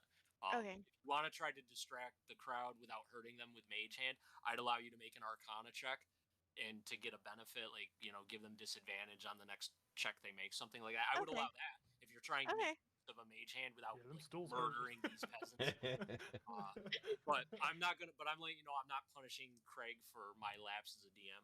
He's still getting his dirty 20. He's still getting across the field. Okay. Could I just use my mage hand to just throw a stool at someone that's picking on someone too big or too small? I mean. Yeah, I will allow you to roll Arcana to try to interact with the environment and the chaos in a way that's beneficial. Absolutely. That might not be in the normal fluff or in the mechanics, but I'll definitely allow it for sure. Well, 24. Okay. Jeez, You guys are rolls. bosses. Some of these Right? rolls. Yeah, you guys are That's a rolling crazy better roll, than dude. these I rolls. rolled a natural 19. And I have a That's plus fair. 4, so. That's fair. Yeah. So your mage hand is able to interact with this with one of these guys that's flinging a stool around, and he completely like asses it with the stool in a moment because you're ghost you're ghost palming him and trying to interact with the stool, and he ends up swinging it against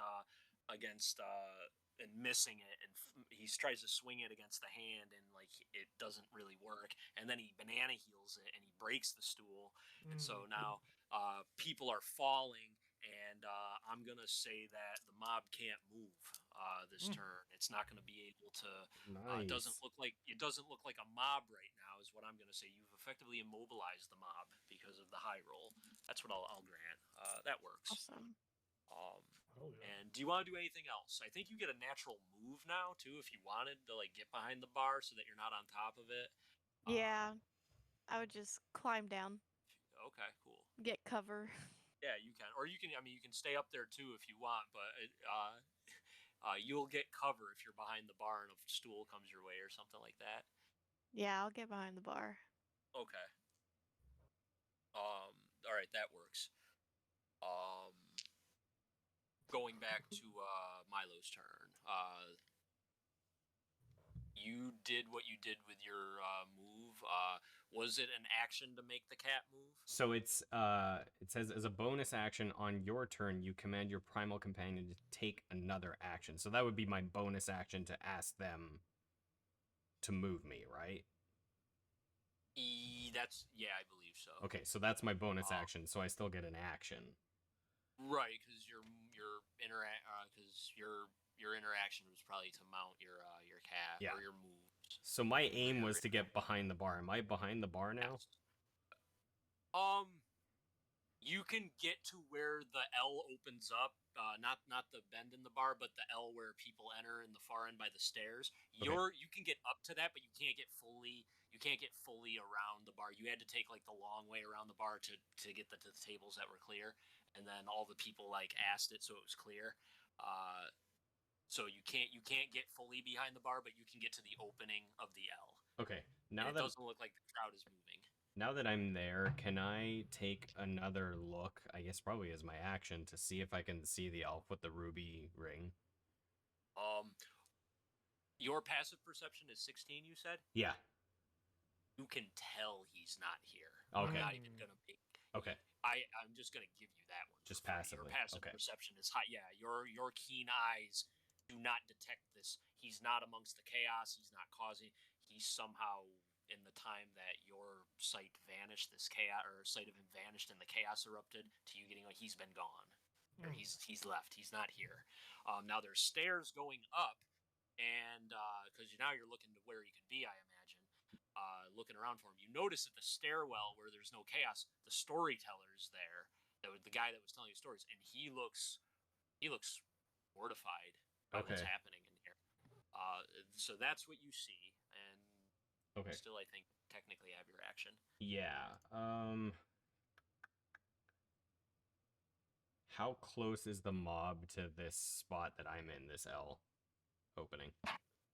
About 10 feet, because it moved in the direction of Reyna where you were sitting. Okay. So it moved away from this spot, and then you cat leapt all the way over here. So you played it well, and it looks like now there's a lot of the mob that isn't. They're down. It's like mosh pit down. So now it's just a rabble of violence along the outskirts. It can't come at you in a threatening way like it could before until it gets back up.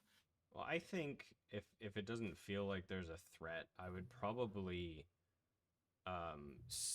If I can do this as an action, stow my longbow and pull out my rapier, because I noticed like everything's pretty close that's going on here, so it probably makes more sense for me to use a sword if need be. Can I do that as an action? Yeah, you can. Okay. And then I'll just have that out, I guess. I mean, I don't know what else to do in this. Nope, sure. No, Yeah. that's good. Yeah. After that is the crowd, which starts getting itself back together. All the people that like were down, they're kind of just still going at it a little bit. I'm gonna randomize who gets targeted with flying BS this time. We'll roll a D3.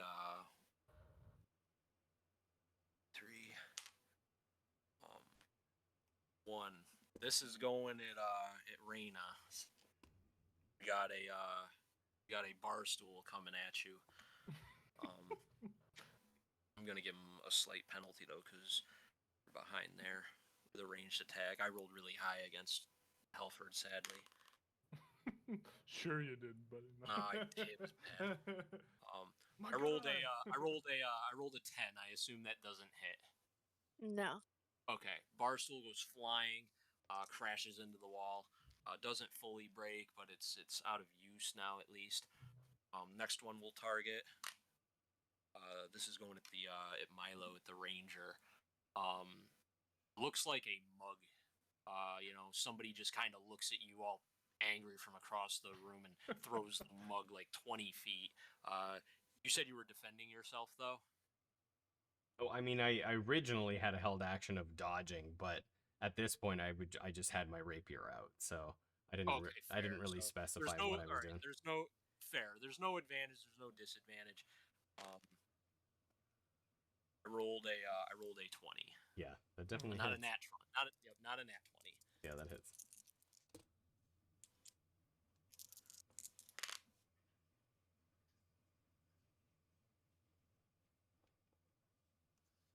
It it is 9 points of slashing damage as broken glass hits you. And actually bludgeoning, because it's a whole object when it hits your face. It's not slashing. Okay. It's bludgeoning damage. All right. I don't think it matters, but it's 9 No. points. Glass just hits your neck and chest and hurts. It hurts pretty bad for a glass. Yeah. That's it. The mob had to move, but it's still being violent. And it's barkeep. It's Helford. You weren't targeted with any bar stools this round. Not this round, yeah. Could I make just a free perception check just to see if I can notice that storyteller as well? Because I know I would assume that my character would know there's a stairwell that goes upwards. Yeah, you know that.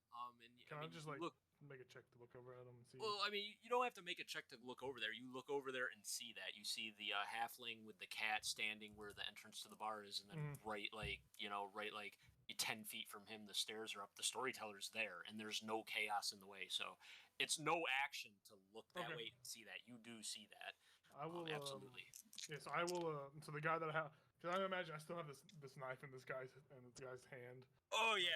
And I'm like, sorry, and I'll pull it out, and then I'll kind of like I'll kind of do like use momentum to like spin towards the stairs and try to like, I guess I would like leap over the bar to go towards the stairwell where the storyteller's at, just because I see that is the area where there's no kind of mob. So I guess use my whole movement to get all the way over there and just kind of Yeah, you can get to that stairwell using your whole movement. Yeah, moving around the halfling. Yeah, and then as a action,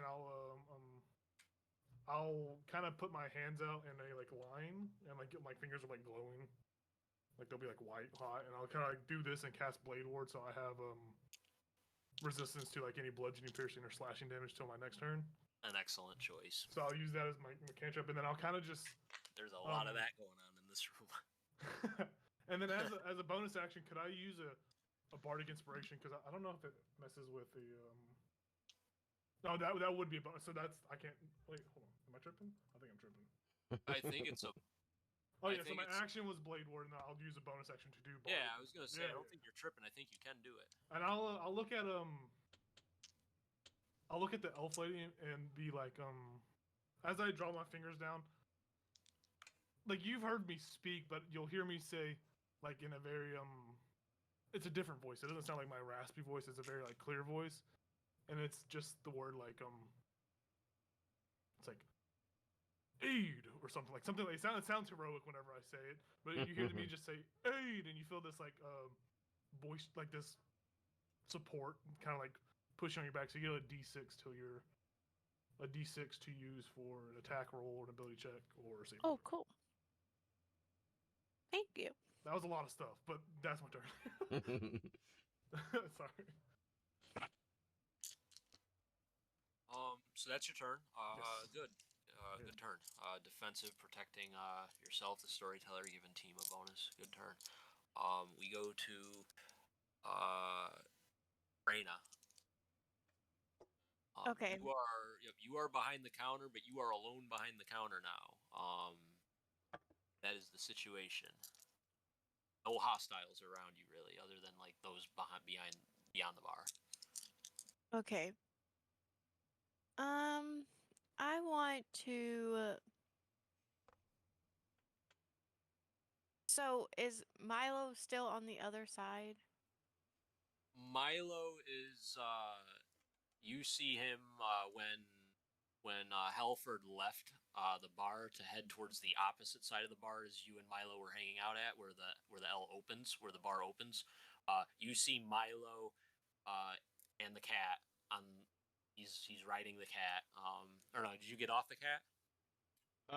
I'd probably still be on it. Yeah.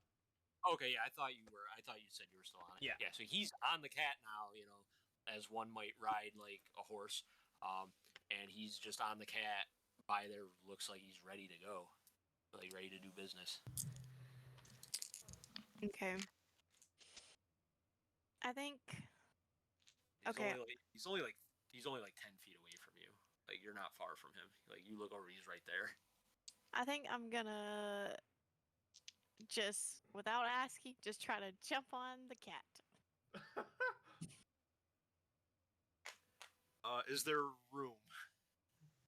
Because you both be medium-sized creatures. This Yeah. might be. You might realize that this physically might not work out. Having all this on the cat, even though like you're Okay. not a large person at all, but like Well, it's good enough for the halfling to ride. But you can try, but you don't know how it'll work. I don't know what the cat's actual lifting speed is. So the strength score is It might be able to hold you both. carrying capacity is strength score times 15. Okay, The right. cat. Math. So gross. 14 times 15. So almost 300 pounds. I think. Yeah, so 210 pounds. I am 33 pounds. oh, Well, you could probably chill. It would probably be hard to ride like long distance, but I see what you're trying to do, and actually the cat probably could do it maybe based on your character's weight and what they're carrying. Probably could do it. okay. Then I either want to attempt big to deal. jump on the cat. Yep. Do you let her jump on the cat? Yeah, absolutely. I mean, I was willing to do that earlier, so. For sure. Do I need to roll like acrobatics, athletics? No, you don't have to do anything if he's Okay, willing to help cool. you. I was actually, I don't even know why I was thinking about the weight. I didn't realize, like, I was thinking because it's a medium-sized creature and a medium-sized person, it would be a little bananas. It's not even a point of relevance. It can work. You're not going into the mines of Moria. You're good. Yeah. If it's a problem in the future, if you're crossing a chasm, it might be we'll talk about it. But you're good. Sorry for making that point. No, it's fine. You get it makes sense. You're good on. Yeah, I'm a realist sometimes. And Yeah. I go too deep into things I shouldn't. But I don't mean I'm not doing it out of like being an asshole. Sure. That's just my flaw. All right, we're good. So you get on the cat, no problem. And you do an action of any kind because that's really just like your move and interaction. Oh, You're okay. not like saddling up on a horse and doing a full action. I'm just allowing that to be like your interaction. This is a chill combat, so I'm not going hard on the hard rules. Okay, then I want to not to do like much damage, but like kind of like distract or like scare people off. I want to do the cantrip thunderclap. Very well. Though not damaging essentially. Yeah, not to damage, just more like scare and hopefully get people out. Okay. I'll say roll Arcana with advantage because you're in an enclosed environment and sound gonna echo. And I see what you're trying to do. Okay. I see what you're trying to do, and I'll give you advantage because thunder inside would be fucking scary. Mm-hmm. Arcana or an intimidate, not intimidation because you're using magic. Arcana entirely for sure. It's only a 10. Yeah, you try to do it, but it's very hard because is this the I forget which is this the damaging spell that you're casting is like a non-damaging spell? Yeah, it can. I get right. It can damage, but you're aiming it in a way that's not. I get what you're doing. Yeah. Yeah. So yeah, this spell is it's not an illusion. It's an actual effect, and like most of it is sound and like actually dealing burst damage to things, and you're not used to using it this way. So like you might be distract a couple people, but it doesn't get the effect that you're actually going for. Okay. But it was a good try. I actually like that. You're inside, it would actually scare people. Is that's my turn. everything? No, that's fair. I get you're trying to not kill people. I could have reminded you to use your inspiration, but it's too late now. But because yeah. No, I'll allow it. Everyone gets a freebie. We're all chill. If you want to use that roll, go right ahead. Okay. Go right ahead. So I just added D6 to the roll I already did. If you want to do it, absolutely. I'm not gonna punish Okay. you for that one. Go right ahead. Well, that makes it a 12. It's actually a little more effective. It's not too much more effective, but you catch a few more people. Oh yeah. You feel like maybe there might be one less bar stool coming at you every turn, maybe because so many people now are Okay. hurt. So we go to Milo. Yeah, roar of thunder just kind of cracks through the air, and it's a little loud. And you see like some of the wood on the sides of the wall just kind of like chip just a little bit because you're very keen in the eye. You've made a lot of good perception rolls. You see this caster just cast this physical spell, and it rings out, and some of the crowd just stops what they're doing. But there's still a couple being unruly. Yeah, I mean, living in the forest and Right. experiencing storms all the time, I'll just kind of like instinctively like duck. Right. Yeah. And yeah, she's it's different when it's in your house. Yeah. she's on Nyx with me, right? Right. So I'll be like, we're going to the stairs, right? That's the plan, I assume. Right. Yep. Okay. I'm gonna quickly cast Cure Wounds on myself as Very well. as Nyx is taking us over to the stairs. I'll be like, Nyx, there. 1d8 plus 2. All right, so I heal for 5. Oh yeah. That's one slot. That is my action, right? Yeah. Yeah. To cast the spell. Yeah, and then we will head. I mean, we have 40 feet of movement, so we'll head over to where Jacob is. The storyteller is. Yeah. Or yeah. Okay. Where the gathering is. Are you trying? Are you going to where? Are you going to where the barkeep is, or are you trying to go past him up the stairs, where the storykeeper? The storykeeper is still. He's like, what's happened? What is this chaos and madness? Well, I don't necessarily want to try to like bust through all of them with this giant cat and hurt them. So yeah, I think we would approach them and basically ask the same thing, like, what the fuck is going on? Right. Yeah. Yeah. So yeah, the storyteller's like, I go upstairs for 2 minutes and there's people are. He's flabbergasted. Yeah. He's flabbergasted. Is that your turn then? You did your move. You did your heal. I think so.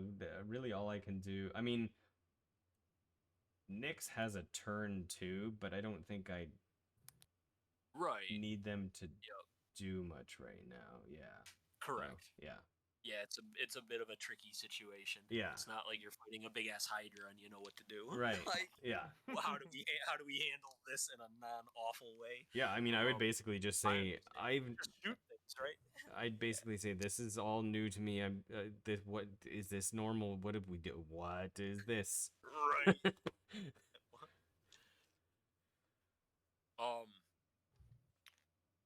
So what is left of the ruckus has now formed a much, more smaller and concentrated rabble, and it moves towards, the rest of the people.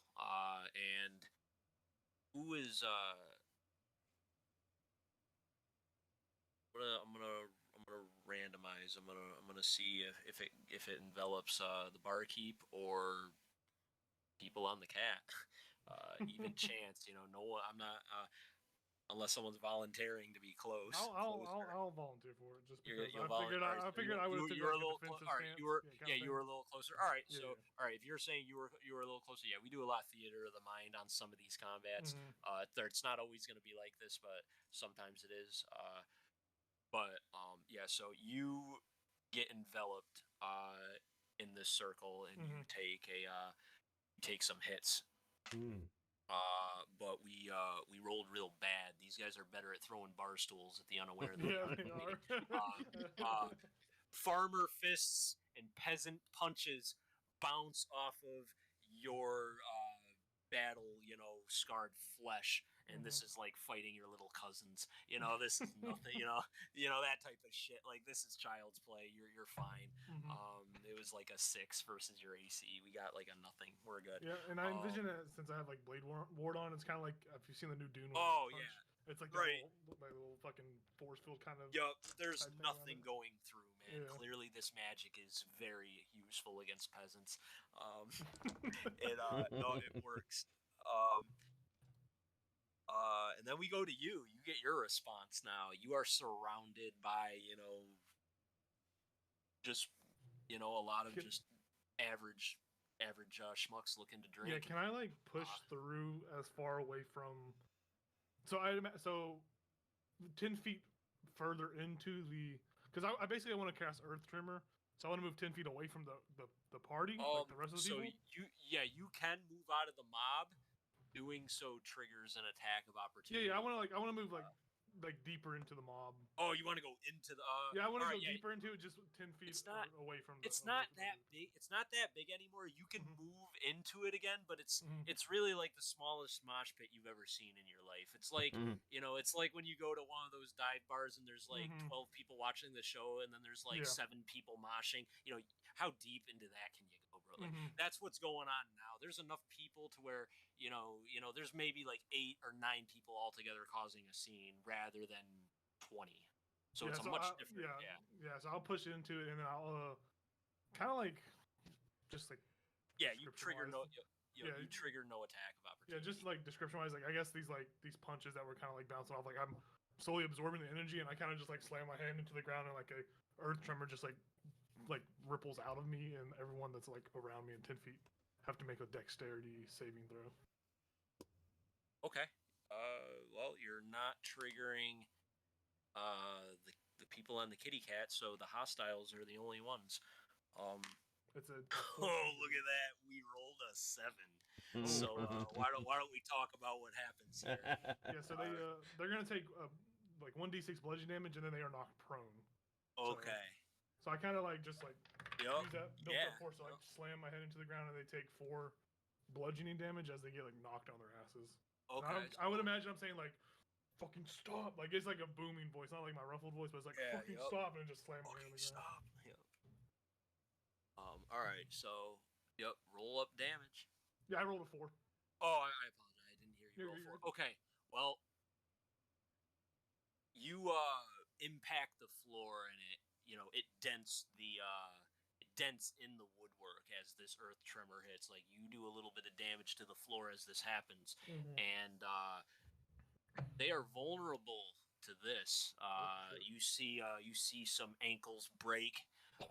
People go down. Yeah. This is effective. This shuts shit down. People are now paying attention to the reality of the situation. The innkeep has had enough. Yeah. And he possesses magic. People are looking around horrified. Some guys, got a broken ankle. Not quite horrific, no bones, and nothing World War II. Nothing from like World War II scenes or anything like that. But it's there was a crunch. You can tell that he's hurt, needs medical attention. There's a couple of them with broken ankles. Everyone else is just kind of like dealing with cuts and stabs. You notice there's a couple people not moving like the rest of them are. There's some blood stains on the floor, but it's not like a war scene. You've seen war scenes. Yeah. This isn't bad, but this is bad, but this isn't bad. Like you've seen worse, but this looks pretty bad for just an everyday affair in a little 1-horse town with an inn. This is pretty bad. But we can go out of initiative. Things look like it's calmed down, and we can talk about how we're gonna handle the aftermath here. I would after I saw the initial thing, I would have kind of do like a quick triage just from like medical experience, or just like war experience. Who needs to be right? Yeah. And I would go to the people that are like down, and Okay. I only have two spell slots left for healing word, so I would cast healing word on like 2 level 1 spells on 2 different people just to get them back up to see. Yeah. Some of these broken bone people, they might need They might need to rest over time to heal those bones, but like you stop, like you immediately do that. Also, Milo and Reina, you're free to act too. Clearly the barkeep just shut the party down. People got the message, and he immediately starts undoing the harm that he just did to end the situation. You guys are free to act however you want. I'm a watch until the world changes, until the environment changes. I will let you know. Well, I'm just gonna walk around and just kind of help people up that can still walk and are still okay, just making sure they're all right and getting them out so we can help the injured more. Can I, from where I am? Very well. From where I am, could I see, like, after he used his earth tremor, was there something that like clicked differently? Like, did their like facial expressions change from like being under some kind of spell to not? You noticed after that, after that happened, people stopped being angry. You think that a lot of people became unconscious, and from your eyes, because you didn't make a single attack on these people, you've kind of just been observing the whole time. Mm-hmm. So at one point, so here's what you've seen. Here's what I'm gonna say with no roll, because you really did just do that for a few turns, and you did it well with good perception. So after the flash, you lose sight of the guy. Everyone's pissed. Pandemonium. You guys get across the field the way you did. All that plays out. At some point, the crowd asses it, ends up doing damage itself, even though you guys weren't doing any damage to them. They were hurting themselves, and that's when people started going down. After a mage hand was floating around when you went past, and some guy asked it with a stool. After that, things got a little bit less intense, and then the barkeep ends it with that. After you went over and are discussing with the storyteller what's going on, like what's happening. Apparently, the tremor, bones don't like earthquakes. It broke bones. That's the type of attack to deal with mobs. At least this kind of mob. Yeah. A bar fight is not used to an earthquake. It breaks bones. So that type of damage is really smart. That's what you learned. And you're not sure what exactly ended it. They were just behaving that way, and for lack of a better word, sense was beaten into them. Yeah. If this was, you don't know if this was like, what? Do you have any training in Arcana? No. So But you have no. You're not sure. After that flash, everything went to shit until sense was beaten back into people. yeah, after seeing Jacob, it's Howard, right? Howard. Just Yeah. think Howard, but with the A and L. Right. Yeah, So after Ken, seeing yeah, Howard and Reina like go and start helping people up, I'll go to the person. I'll jump off Nyx, and I'll go to the person closest, who's still on the ground, help him up, and say, "Are you all right?" Yeah. There's a man. He's middle aged. Shaggy hair. He looks like he looks like an outdoor laborer of some kind. Either working construction or working out in the fields. He's got like a lot of dirt under his nails. He didn't clean up before coming out here. He probably was working in the morning. You have good perceptive skills, so I'm going to be extra descriptive of this stuff because of that.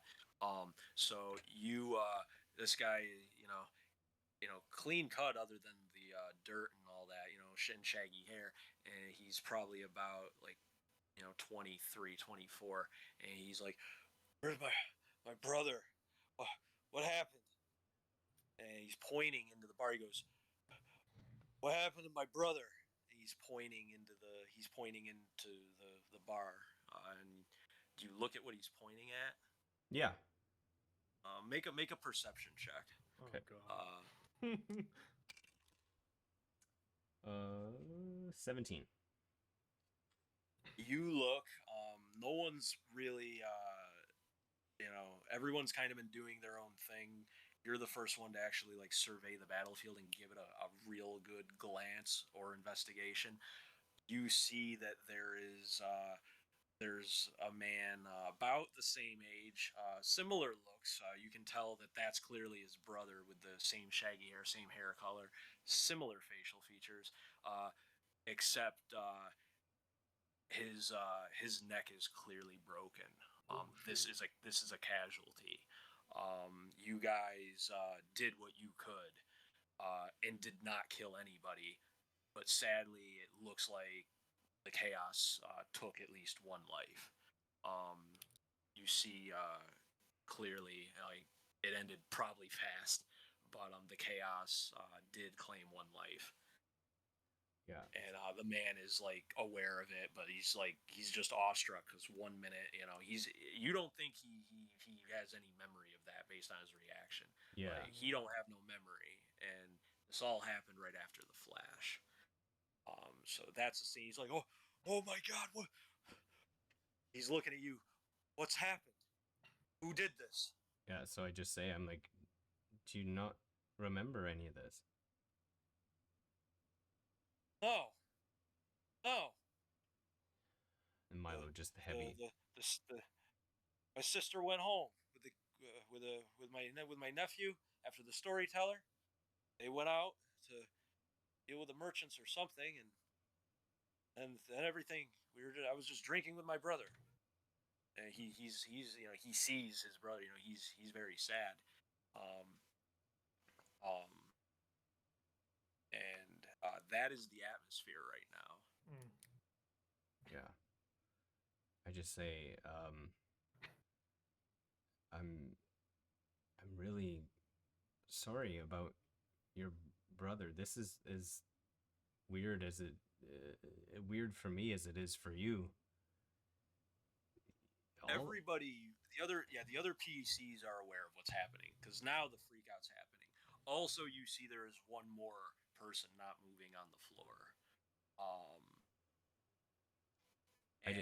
I just say to him, like, every one of you just started fighting each other. I've never seen anything like. I mean, I've never seen much, but I've never seen anything like this.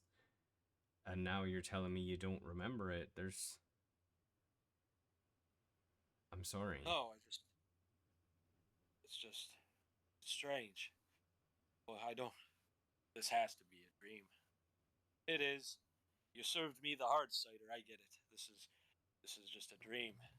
This can't be real. It makes no sense. I would have walked up to the guy and put like a hand on his shoulder and said, "No, this is real. Who done this? My condolences. Who done this? People don't just do this. People don't just do this. Now you are a war person. You are a soldier. This type of shit don't happen in these parts. Something like this is strange. You didn't see the flash. You didn't see any of that. You have no clue what happened. To you, this is just a bar fight. You didn't see the flash in the back room. You rolled the nat 1. Yep. So you didn't see any of that. So that's basically it. I will say to this gentleman, he's standing up on his own accord, right? He's doing okay. He's kind of slumped up against the bar. He's sitting like he was down, and you kind of came over to him, and now other people are up, and like someone else that has a cut across their forehead. The guy whose hand got stabbed, he's holding his hand together, and he's offering condolences to the man. He's like I don't know what happened. I was attacking my friends. I got a hole in my hand now. Like, we lost a brother. This guy's dead. What is even happening in these lands? These are peaceful lands. I'll just say to Howard, I'll just say, is there any way you can just offer them like a drink, like just so they can sit and collect themselves? Yeah, I'll go behind and get the best cider and Yeah, absolutely. I'll just start pouring out drinks for like literally everyone in the bar and just pay for the entirety of it, just because this is kind of someone just died in this bar. I'm gonna This follow. cute, I'm gonna yeah. follow him, and Yeah. while he's pouring, just be in his ear, and say, "There was an elf, tall one, fancy, came in with the merchants. Had a ring on his hand, red gem. He started this. I don't know how. I don't know why. But he started this. I don't know if you know who he is. I obviously don't. Mm-hmm. But I just want to let you know, it's your establishment. Damages to your establishment. I'll help as much as I can, but that's what happened." Out of character. So even though he described all this, would I have the inkling of an idea? I get he was a merchant or whatever. Would I have any kind of inkling of like any kind of like beside like anyone that would fit this profile that I could think of or I'll give you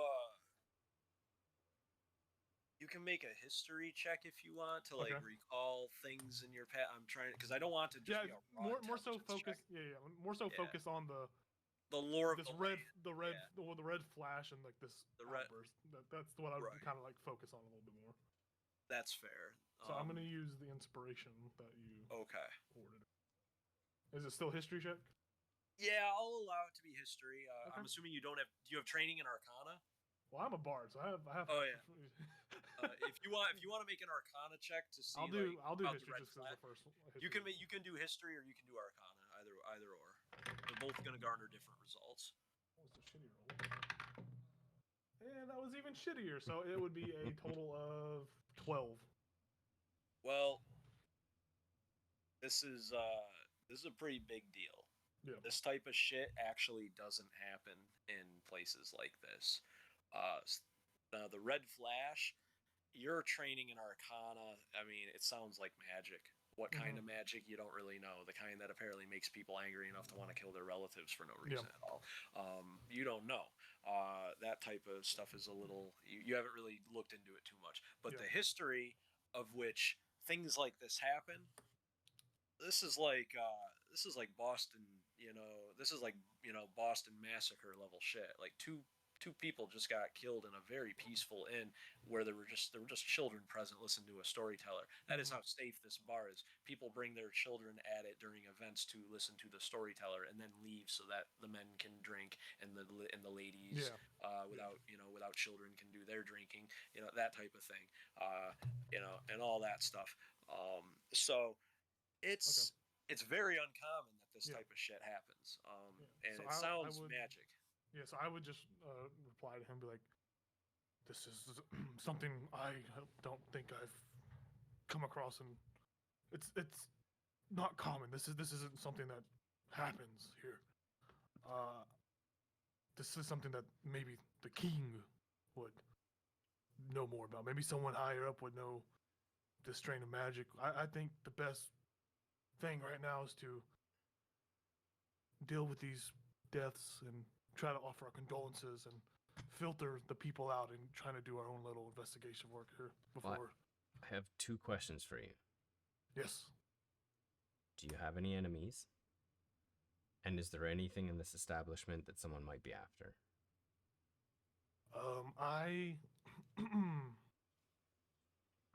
If I do have enemies, I don't know. They wouldn't be alive. But I like it. not that I can think of. The only thing that's different is the storytellers here. He's the only one that would offer any kind of change of environment. This is just a normal tavern. It's not anything too. There's no magic. We're commoners. We're farmers. There's nothing crazy here. At this point, Norman comes busting in through the kitchen. Like, you hear the door in the back open, and Norman comes in, and he's like, "What in the bloody nine hells is going on?"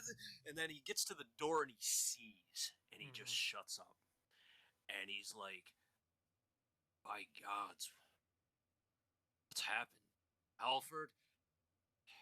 There better be some explanation."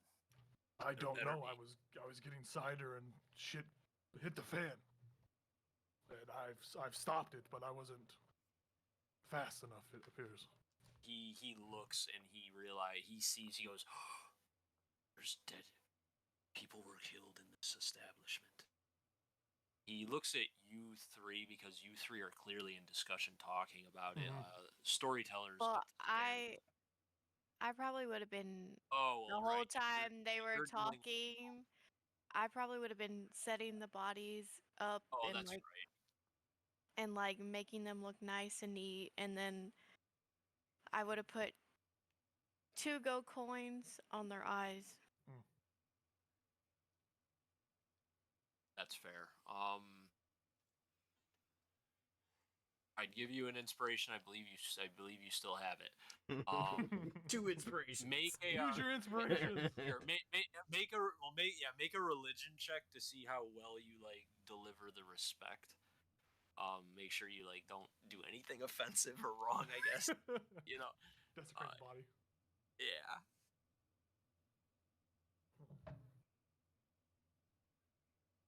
12. 12. You do it all right. That's you don't. Yeah, that's not a. The coins are You don't half need, on the listen, eyes. slide listen. it You down. don't need to bat. You don't need to bat it out the park.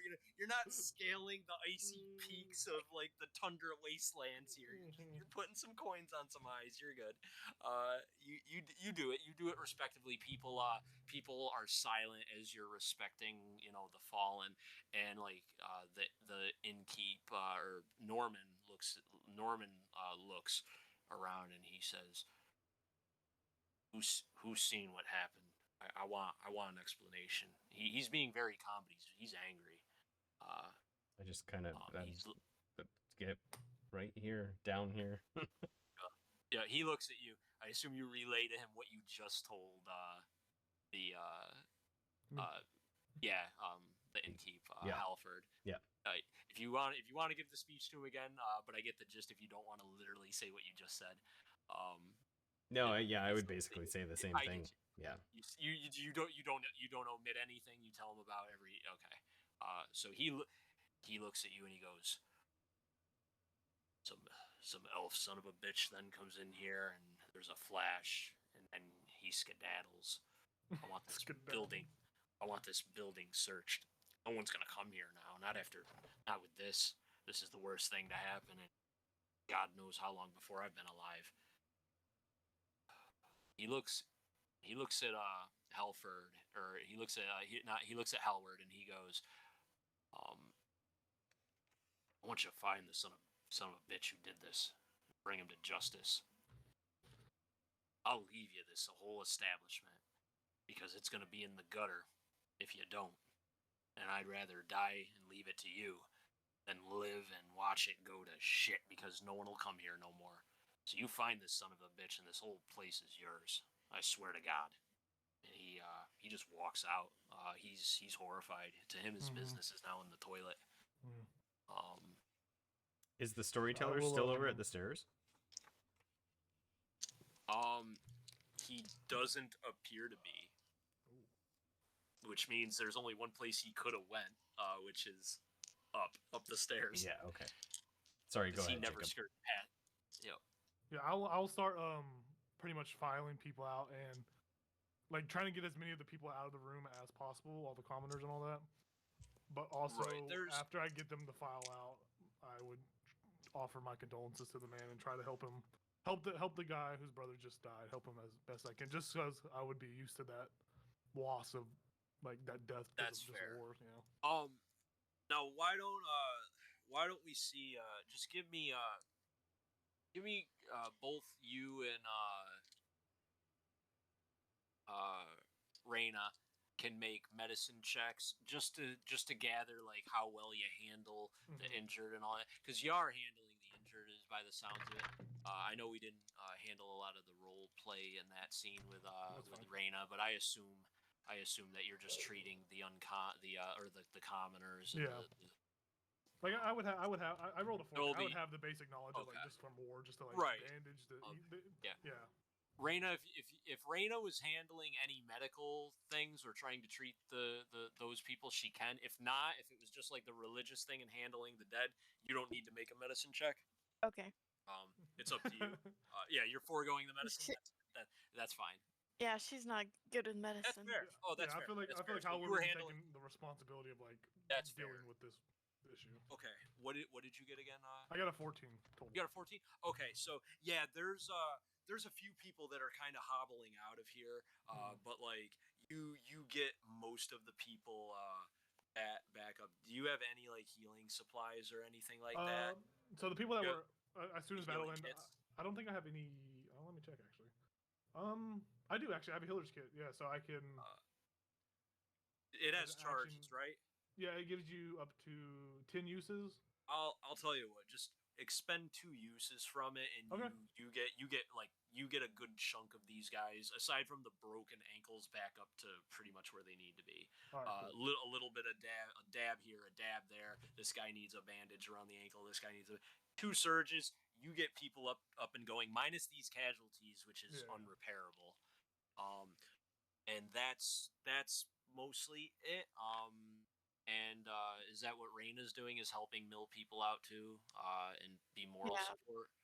Yeah, Um, mostly. How about Milo? Is there anything you want to do? Well, I mean, Anything on your mind? I was looking at where the after Howard The said that storyteller. yeah, after Howard said that the only like anomaly in this place is a storyteller, I would be interested in where he went, but I'm not sure Milo would go upstairs by himself. So That's fair. he'd probably like kind of like antsy, like waiting for one of the two of them to finish or both of them to finish to like say, hey, storyteller is no longer there. We should probably find him. Right.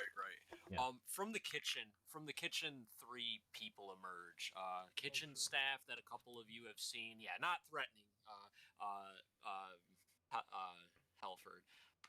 It's just the kitchen staff, and when you're not the barkeep, the other guy who's Yeah. like the second dude, and like when you're not in the bar, he's the head shit. When you're in the bar, he's usually not in the bar, and Mhm. you're the head shit. So the other guy comes in. His name is Miles. He's a 30-year-old human. All he does is like handle the bar. He was hoping that he might stay in the business for a little bit longer.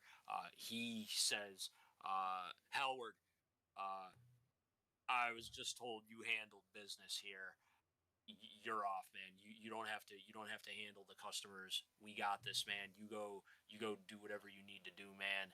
This was bad. Thank you so much for helping save the establishment and stopping this from being 10 people dead. Anyone else who helped, you can always have a drink here. He looks around and sees people that are helping clearly. He goes, rest assured, we're going to get through this. The Bard Sunset is not going anywhere. This type of thing does not happen here, and it's never going to happen here again. And he's given a very emotional speech, Yeah. teary-eyed, and he looks like just some everyday person, just clean cut, short hair, brown eyes, very indistinguishing features, but he's trying his best, and he's holding back the tears because it's a bad situation. But he's being as brave as he can.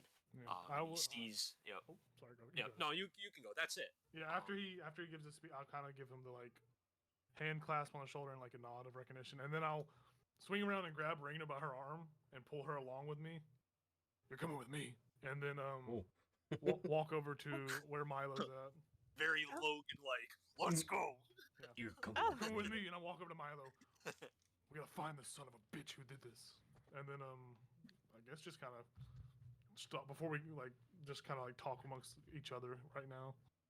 Yeah. Yeah, so I'll say to them what I started saying, like, he's not here. Gotta find him.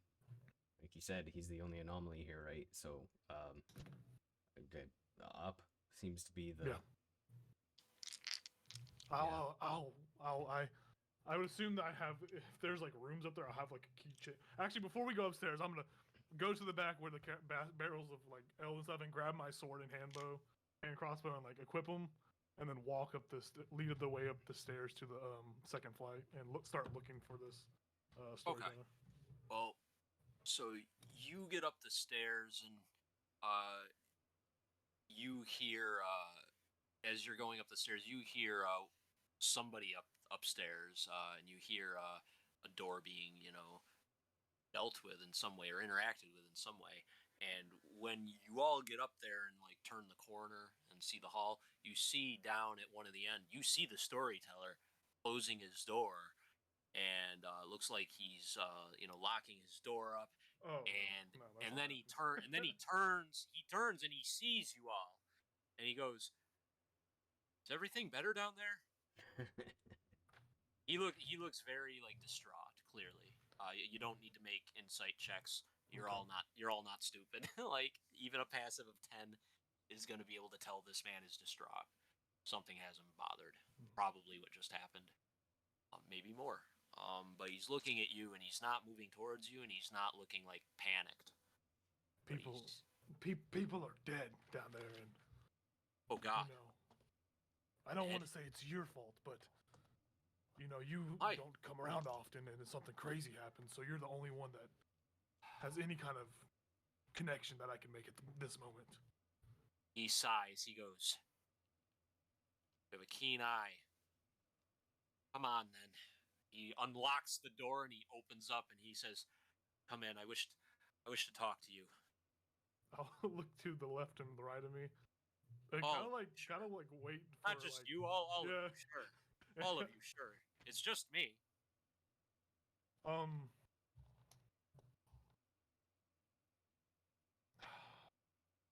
I will lead the way into the room, but I will kind of like glance back at Milo and Reina and kind of like one of those looks where you're like you got me if like shit goes down kind of thing. So like you know how big these rooms are. Yeah. You guys can all fit in that room. I mean, there's not a lot of room to be fighting or milling about. He certainly can't have a murder squad in there for you, let alone Okay. anything destructive. But maybe he's maybe this Yeah. man's very powerful and he's doing something. But you know these rooms aren't that big, but you all could fit in there and at least move and not have it be squeezed. There's Okay. just like a bed and like a nightstand with like a small desk and drawer, and then like a place to hang some clothes. That's like it in there, other than the bed. So Okay. you go in there first, and that's what you see. You see. It looks like there's some belongings. Mhm. Nothing that drastic. It looks like there's one pair of like clothes that are sitting folded on the bed. Maybe a pair of boots, but he's wearing his boots. And just that, there's nothing of value that looks in the room. It just looks pretty clean. Other than that, Mhm. with some clothes, there is a cloak hanging on the rack, so it looks like he was planning on coming back. But it doesn't look like there's anyone else in there. Okay. I will just as like from like a army stand or war standpoint, I would kind of just like, Right. do like a motion to like bring the rest. Even regardless if y'all fall or not, I was like kind of like an instinctual thing like to like signal, not like a. He says, "You're right to be cautious. This looks bad. It is bad. But I'm not up to no good. I promise you. And do you guys follow? Oh yeah, I follow. Mm-hmm. Everybody go into the room. I'll just say to him, Um, I'll be like, how important is it that this door is closed while you speak to us? Very.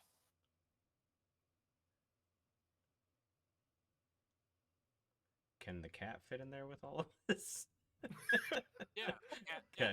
I imagine you're still riding. You are still riding the. You're like Cat riding can the go on the bed. castle. Cat can go on the bed. I'll stand. Yeah, no, I will have gotten off of Nyx, and yeah, I will instruct the cat to yeah. Yeah, probably go on the bed. I would just like to state I come from a very important family, so if I die, you will be found. Okay, Understood. proceed. That's so funny. I love it. All right, so you go into the room. He follows and shuts the door. Mhm. It's just your average one person room. Like you can imagine, fitting 4 people in here. There's room, but like there's not a lot of room.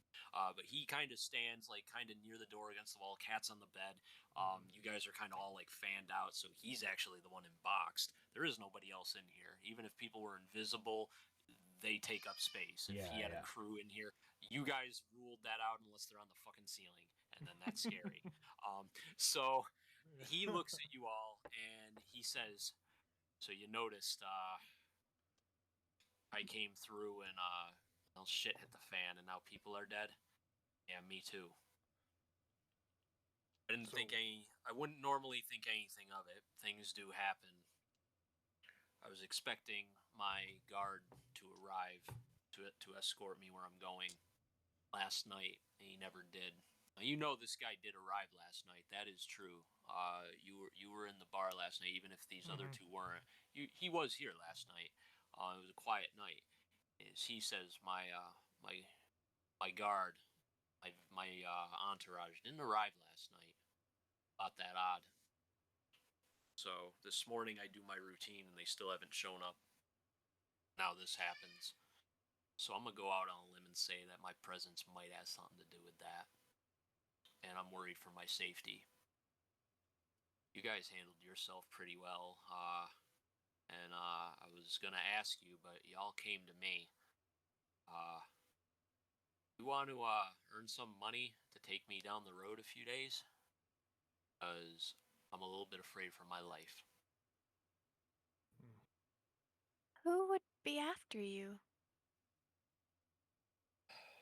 More than a storyteller. My name is Cornelius. I'm from Ozengrill. I'm a historian, a traveler, and I'm a writer. And there are people that would possibly kill to have things that I possess, and that's all I wish to discuss with people I don't know. And if you're my enemies, I'm already fucked. And he just looks at you like he realize you think anybody can do whatever you want. I mean, this is a lot to take in. Don't go off of like passive insights or perceptions. Treat this how you will. Not everything is with passive insights and passive anythings. But this is the situation. You know, the story he told. You may react how you will. It's a role playing game. I'm not very persuasive, but I will say to him, I'm no one's enemy. I found myself, and I'm not sure if it's the right place at the right time, the wrong place at the wrong time, the right place at the wrong time. I don't know. I don't know what's going on. I'm not anyone's enemy. I'm just here now. And it sounds like you picked the wrong bar. Well, you never or maybe know. the right bar. Right. You never know if you're offering money. Money's important. I've never had any need for it before, but I think I'm gonna need it now. Where are you from, lad, if you don't mind me asking? This man, by the way, is old. He's old. The storyteller, I didn't really give a very good description of him. He's a very aged man, with not ancient. You know, he's older than Norman. He's older than Norman, so he's probably on the cusps of 70. And he's got a very impressive gray beard. Not quite full Gandalf or Dumbledore or anything like that, but it's he's working on it. It's there.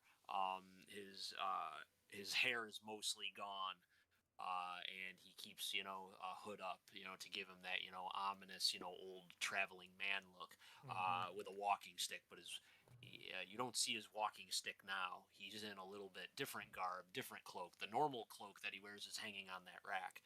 He's looking a little different, but that beard, you can't mistake that.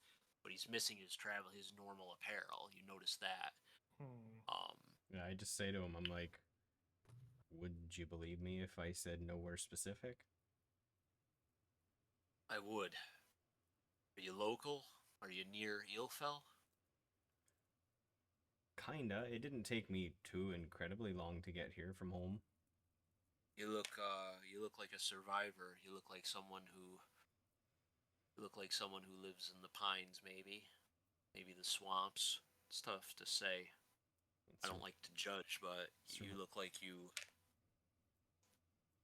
Yeah, what do you say? Survivor's probably a good word for it. Yeah. Well, I've traveled a lot of places.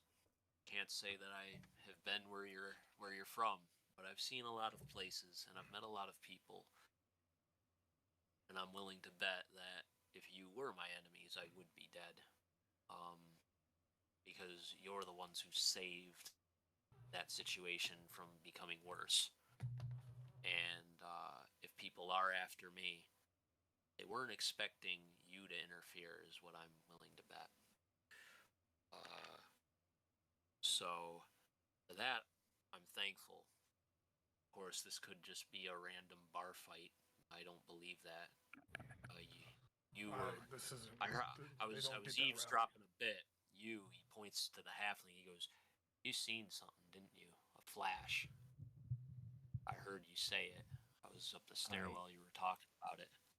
I was just about to ask, does an elf with a gold ring inlaid with a red gem mean ruby. anything to you? Yeah, it does actually. It increases the likelihood of magic spellcaster screwery. I'm talking sorcery, talking enchantment of minds, make people lose themselves, and this wasn't just a simple frenzy of emotion, some simple bardic cantrip spell that, someone might cast. This was high tier magic. And if someone like that is after me, I'm very worried. Well, I'm very I don't know curious. Why didn't it affect myself or Reyna? Were you Or in Howard? the Oh, I don't know. I suppose we must not have been if. I was grabbing L from the back. Oh, that's right. You weren't even there. Yeah. Where were you in the bar, and where did the flash originate? We were off to the side observing. So you were out near the door, near the bar, in the room, like you were.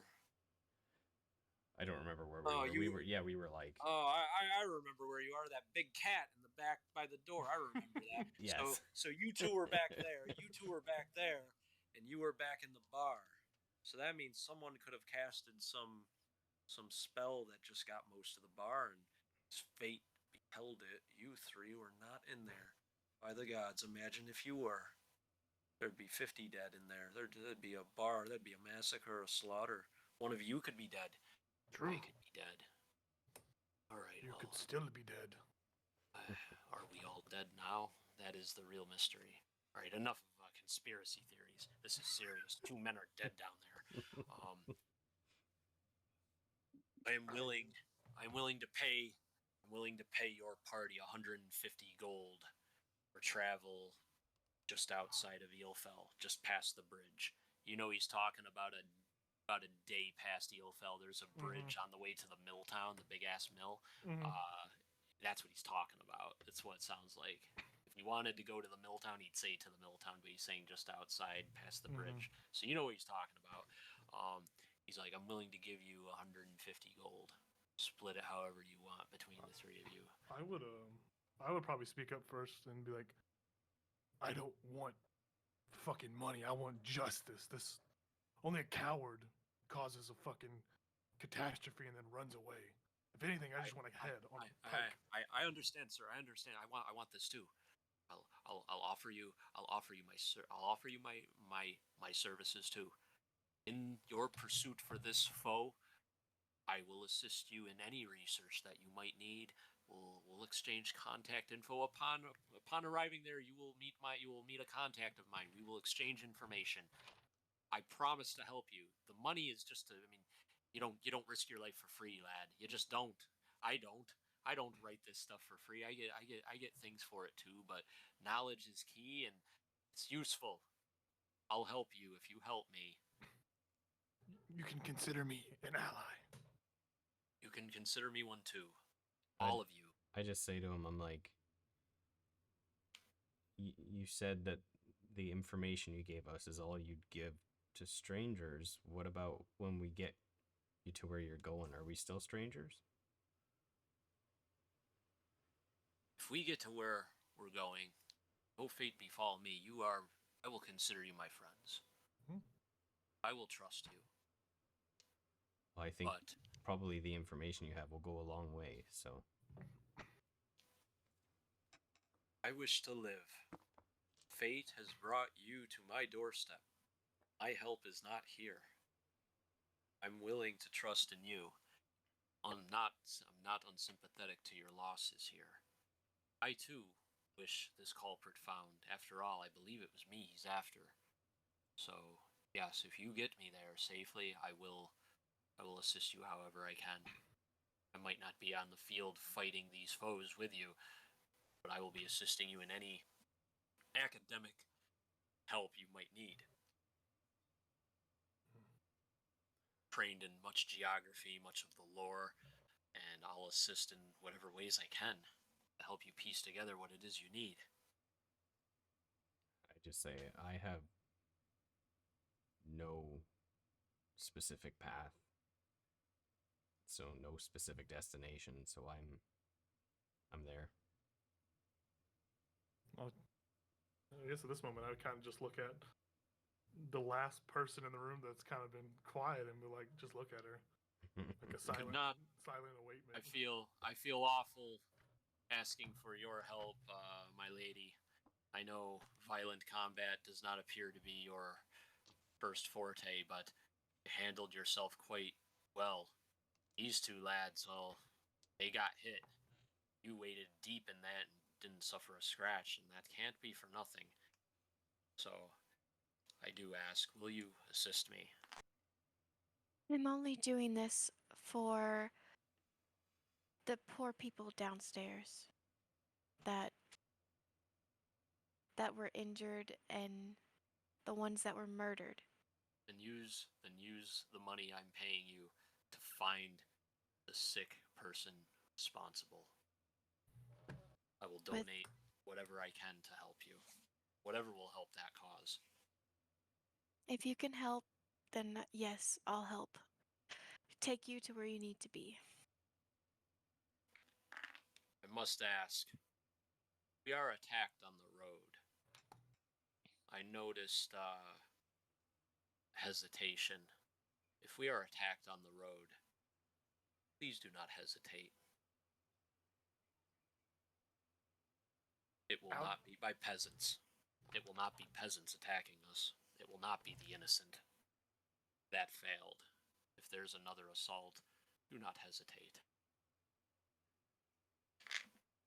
I'll kind of like, I kind of like just grab my sword and kind of like look at it and kind of like reminisce because I haven't used my like actual scimitar in quite a while. Like the daggers, yeah, but scimitar, I'll kind of look at it.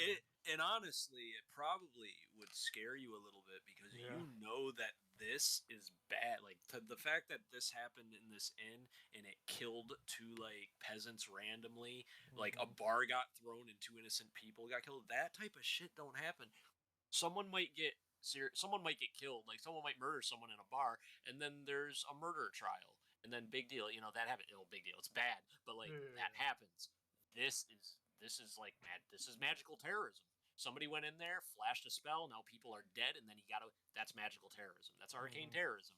So like this is bad. This shit don't happen. Maybe in times of war when factions are feuding, but like this hasn't happened in maybe 100 years during like a era of revolt. So like this is serious, and now this guy's talking about more. He's talking about if there's more to come, like, and you're like, dude, more, like, that might strike you as odd, if anything.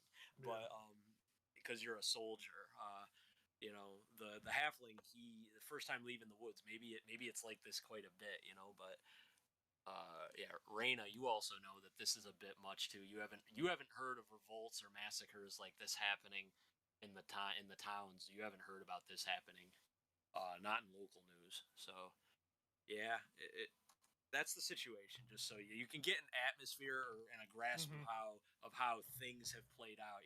Because I mean, let's face it, people die in America all the time. Yeah. In Lord of the Rings, people died all the time. But like in this area of the world, this type of stuff typically doesn't happen. Not in a peaceful inn, in a one horse town, not like that. Yeah. But that's that. End Yeah, Tolkien rant. Yeah, I would. That's what y'all would. Both of y'all, everyone in the room would pretty much see me, look at the sword and then like give like a deep sigh and then like just kind of like strap it to my back and like start strapping my gear on. He says, the storyteller looks at you, or Cornelius, as he's revealed himself. He looks at you all and he says, "We're on then, are we?" Seems to be. Thank you. I mean that. You will be rewarded. And hopefully Thank us when you make it. I'm thanking you for the effort. You could have said no. I'd be sitting here like a minnow in a bucket. Let us pray I am wrong. Let us pray that that red flash was a hallucination and an anomaly. No one is after me. That is what I am praying for. And with that, it is 11:10. We could end here, and the next chapter would be setting off with this man same day after this massacre has happened. It's up to you guys. I don't know how late people wanted to play or how late people wanted to stay up. I'm okay to keep going, but it's 11 o'clock my time, and I didn't know how late people wanted to play. I'm fine to I go, have to but work Star, you have to work. You guys have to work tomorrow, right? I mean, I don't Yeah. mind staying up late, but Star's a good I up gotta a get up at 6 Yeah, a.m. Right. It don't bother me. We got the party introduced. Whatnot. Not too slow day. We got that big combat out the way. Or the rabble. Not too big of a combat, but it was a big mass of chaos type fucking combat. stools, man. Yeah, stools. And good acrobatics by the ranger. There'll be different combats to come. I wanted to do a different style in fight Yeah, rather I than like the it. typical. It was Yeah, awesome. I'm glad it was fun. Not all the fights are gonna go quite like that, but I like that type of scenario, I guess, where there's a chaotic bar and that's the enemy. Mm-hmm. um, but yeah, that's the setting. I will give some exp for the fight. Let me just do some quick math.